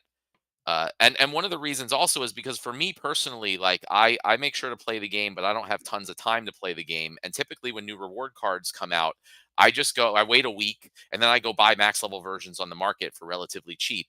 And then I have very little incentive to actually keep playing more. Right. And that to me is a problem, because I consider myself one of the key demographics for this game. Like if I don't have that much incentive myself to keep playing and earning, that's a problem. So by changing reward cards to be soul bound, now by playing more, I can't just go buy the cards on the market, a week later after they're released at max level. I have more incentive to play because there are things that I can earn that I can't get any other way. So if I want to build up my account, if I want to be the best, or I'm definitely not going to be the best, but higher on the leaderboards at least, and leagues, I'm going to need to play more and earn these cards. Then there's a lot of stuff. There's a lot of details around that, right? So some of the things are, players at the top level, even though they're earning more reward cards, they're having higher chance of getting the higher rarity ones and gold ones. But how are they gonna, get 400 common cards of each of the common cards to get to the max level? So we can do things like when you open a chest with a common card, it may have 5 copies of them or 10 or whatever the numbers are. So that's one way.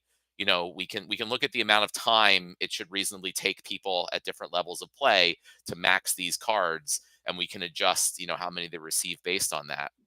And then a second thing we thought about is when players, especially the top players, are eventually going to max out these cards, and it may be before there's a new set of them available. We were thinking that they would be able to be burned for DEC, but only after a player has a max level version of the card. So once you've already maxed out the card, any more you get could be burned for DEC or potentially used for other purposes. There's going to be land and potentially guild buildings and all that stuff. But that's what we're kind of thinking about and planning to do there. And I think that's a much more like long-term, sustainable, better method for doing reward cards. And I think it'll make actually getting higher leagues in the game so much more important for regular players, and also it'll help address low-level bots significantly, because it will be much more valuable to level up and get to the higher leagues to get those better cards for your account. In order to continue to be able to play better by having those cards available. What's your timeline of thinking that will be a thing? We are trying to see if we can get that out in December before the end of the year. That's going to be a tall task, but some of the reward cards are already getting close to hitting their print limit, so we have some time constraints there.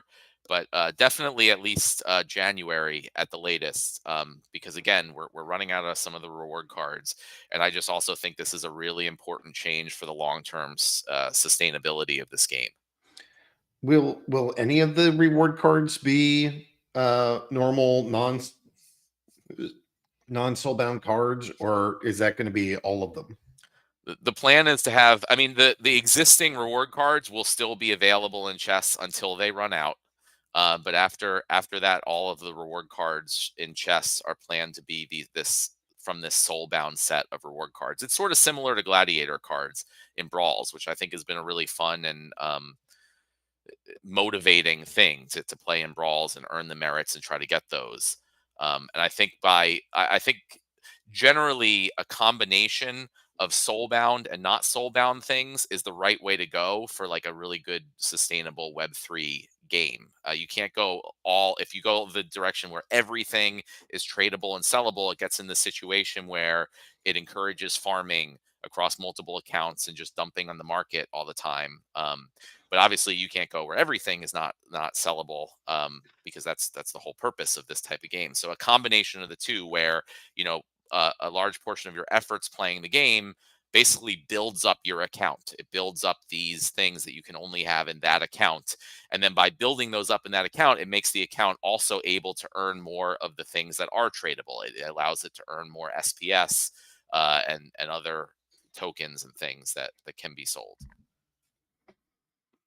Okay. Anything else you want to add? No, those were, I guess, the three kind of big things we've been thinking about. Again, a lot of these things actually came from, the community's ideas, right? I say most of the stuff we do in the game actually comes from community members and their ideas. So I would just encourage everyone to keep throwing the ideas out there. A lot of them we probably won't do just because there's only so much we can do. It doesn't mean that they're bad ideas or you should be discouraged. Like, that's how this process works. People have to throw out hundreds of ideas. I mean, internally we throw out all sorts of ideas, and the reality is we're going to pick like 3 of them that make sense to do and that are realistic. But I don't want that. Some people kind of are discouraged, like, hey, I gave all these ideas and you're not doing them or whatever. Yeah, unfortunately, that's just how these things work. We can't do every idea that comes across our plate, or even most of the ideas that come across our plate. But that doesn't mean you shouldn't keep throwing them out there, because you never know when people will come up with the really great new thing that's going to help push this game forward. So I just want to say how much I really appreciate the community members that suggest all these great things. And that's a big part of what makes Splinterlands what it is.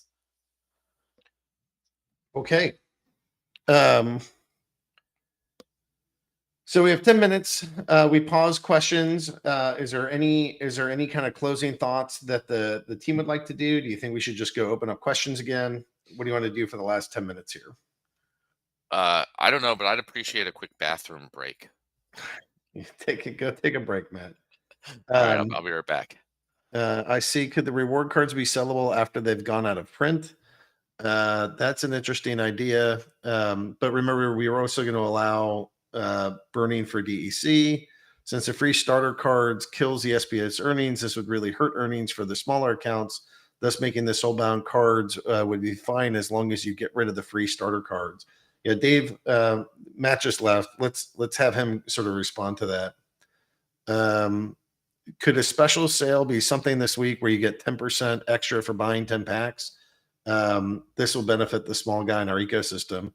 So my thought there, rather than just offer more packs, I really want to see a promo card that you can only get while you're buying packs during this end of year sale. So that's one of the ways that I can see that working. But we got to work that out with Matt and the product team. Compounding on the soulbound reward cards, why not just having them locked for like 3 months when given out, or just until 3 months after their initial release? Yep, that's a decent question. Luthien saying she just bought 570,000 DEC. Yeah, that's awesome. I mean, for the folks that have the means, starting with just grabbing as much DEC as you can to go get a future discount on Splinterlands products. 670 Splintoshis is a pretty sweet price. So if you have the means and you want, and you think to yourself, I will want future things in Splinterlands, I would say now is a great time to go pick up some dark energy crystals so that you can buy products with it later. Love the battle pass idea, as well as a free to play and draft mode. Question: because of Celsius, I need to sell my much loved Dricken. I've never sold anything in Splinterlands before. What is the easiest route for the non-technical from DEC to dollars? You have to go get something that can operate on an exchange. So it depends on what exchange that you work with. All right, question: can we make sure the guilds that aren't part of the huge alliances don't get shafted with less rewards? We have a good guild that might not want to be part of another organization. When will the non-card market be coming out? That should be before the end of the year, but we'll see with the current changes. What are Weirdbeard's thoughts about a free-to-play mode, a battle pass thingy, and a draft mode? I heard something about these ideas somewhere. Anything you want to share there, Weirdbeard? When we have something figured out, I feel like I could talk about it, but I like talking behind closed doors first. All right. What's the next best thing coming for GLX? Pack staking is on the list. Getting the player cards made and minted is on the list. So Dave McCoy, Matt, is really pushing for, since the free starter cards kill the SBS earnings, this would really hurt earnings for the smaller accounts. Thus, making the soulbound rewards card would be fine as long as you get rid of the free starter cards. I would say he's been on this crusade for a number of months now. What do you think about getting rid of the free starter cards, or only having them exist for so long? I just don't know exactly what exactly we want to do with the free starter cards yet. So that's I kind of agree that it shouldn't be a situation where you can just use these free starter cards forever and earn rewards with them. And I know we made this change in the past where the starter cards don't earn rewards, but and that we thought that would take care of the problem. But as Dave is pointing out, and I think it's correct, it hasn't fully taken care of the problem, and starter cards can still be a relatively large portion of collections for bots and other accounts that can still earn rewards. So I generally agree with the problem. I'm not exactly sure what the best solution is yet. Part of it may involve these new soulbound reward cards. I'm just not sure. But we're gonna get a lot of feedback. We're gonna throw out again lots of ideas, and we're gonna try to pick the best thing that also fits in with like everything else we're planning to do in the game, and go from there. All right, I see two more questions, or maybe it's just, two more questions, and then I'm going to be done answering questions. How about giving soul cards as a reward for combining other cards in your deck? Like combine 100 common cards and get a reward card. Combine 25 rare and get a rare card, or something like that. What do you think about incentivizing card combining with cards? Possibly. We do definitely want to incentivize card combining as much as possible. So, I mean, this is the first I just heard about that idea, but we'll put that on the table.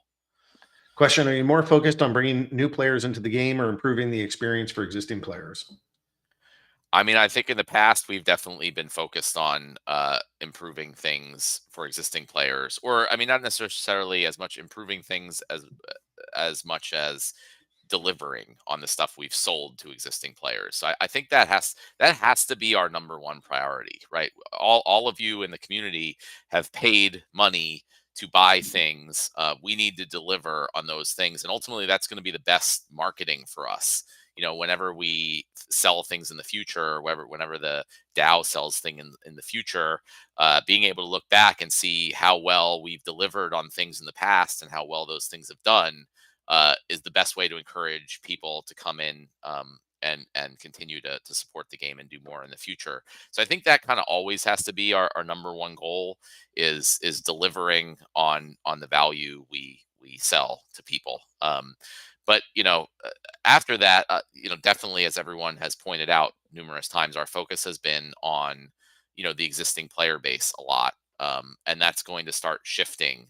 Definitely not completely. I mean, we need to continue to always focus on improving the game for our existing players, but we are very aware that we need to start seriously focusing on the new player experience and bringing new people in. So that's going to be a big part of our roadmap for next year. All right. So with that, I want to end the question sessions. I want to do something that I don't often do, but there's one little thing about running Splinterlands that I get access to information, or the Matt and I do, that not everybody does. So here's one of the things that's sort of mind-boggling to me. So this is one of the ways that we knew we had a business that would continue to operate in our first bear market. Is that what I just showed you is the currency that's being used for the last purchases within Splinterlands. And so when people are buying credits from us, they have the option of crypto or dollars. And you can see by a rather overwhelming percentage that list goes down further and further. But the vast majority right now is in US dollars. And so it's actually kind of amazing to watch. I can get some sense of where we are in a market by watching what percentage of sales is done in crypto and what percentage of sales is done in dollars. When we are at the bottom, it seems like most people are spending dollars. And when we are at the top, it seems like most people are spending crypto. And so I wanted to share some, it's not a crystal ball, but it's one kind of indicator that just says, hey, when we're pretty low, everybody switches their payment to dollars. And I think it's kind of neat to see that in action. So anyways, let's see. So last week was a pretty hard week. This is a rebuilding and reloading week, and trying to go get like a little bit of organization and restructuring going forward to make sure that we are a lean, mean, and efficient company. I'm excited. You can see Matt is still here. Nate is still here. Chatter's still here. Weirdbeard's still here. A lot of our really incredible people, although there are many that we lost, there are just absolutely wonderful and incredibly talented folks that are still on this team, still helping us deliver and making sure that the goals, the projects, and the priorities that we share and have put out there continue to get developed and continue to be put out there. So we have a runway, we have a team, we're going to continue to execute, and I really look forward to providing more functionality, more utility, more fun, more ways to communicate, and more ways to earn and participate in this economy than ever before. Any last thoughts, Matt? Sorry, had to find the mute button.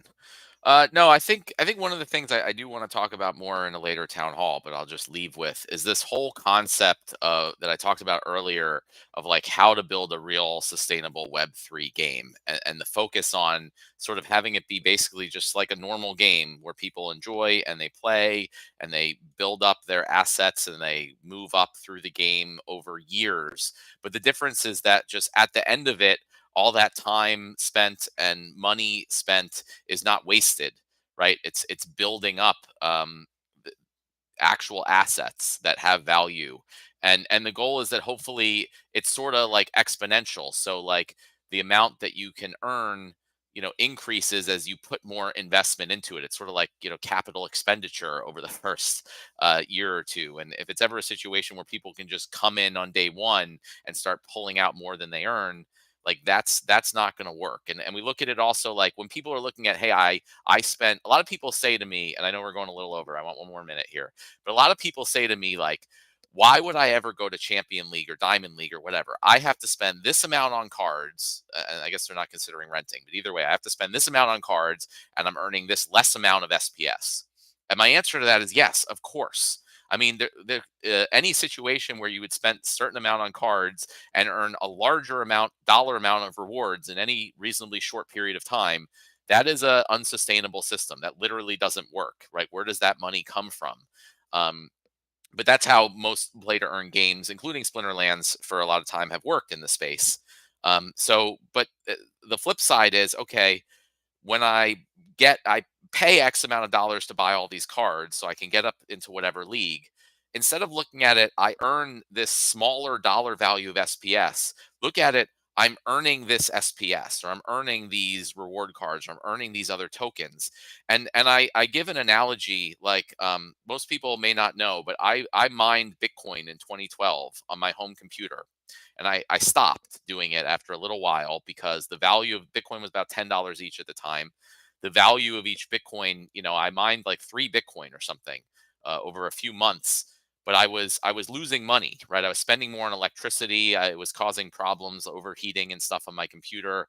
So I was like, that to me is the same way of looking at it. I was saying, hey, I'm putting this money and this risk in, and the value I'm getting out is so small because I was looking at the current dollar value of Bitcoin, not what it could be in the long term. Obviously, we all know how that worked out with Bitcoin. Our goal is to make it the same with Splinterlands. So don't look at it, I'm earning this smaller amount of SPS dollar amount.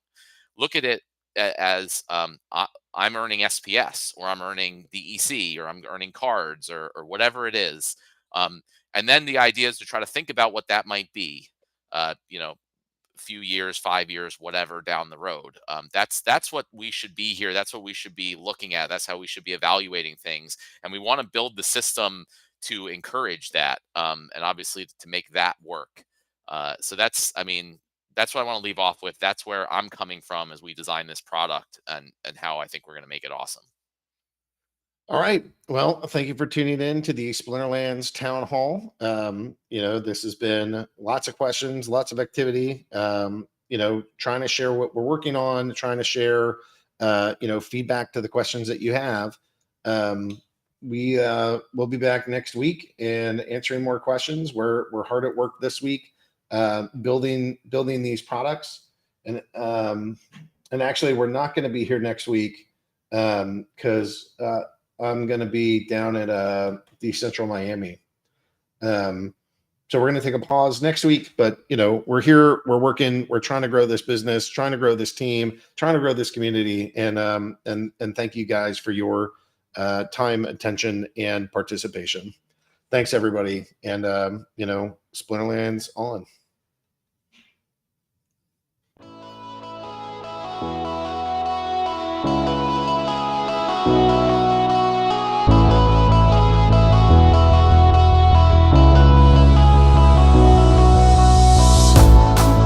When chaos reigns and hope is lost, when your darkest days aren't saved by the dawn, we bring the light to help guide the way. We are with you. We are the Rift Watchers.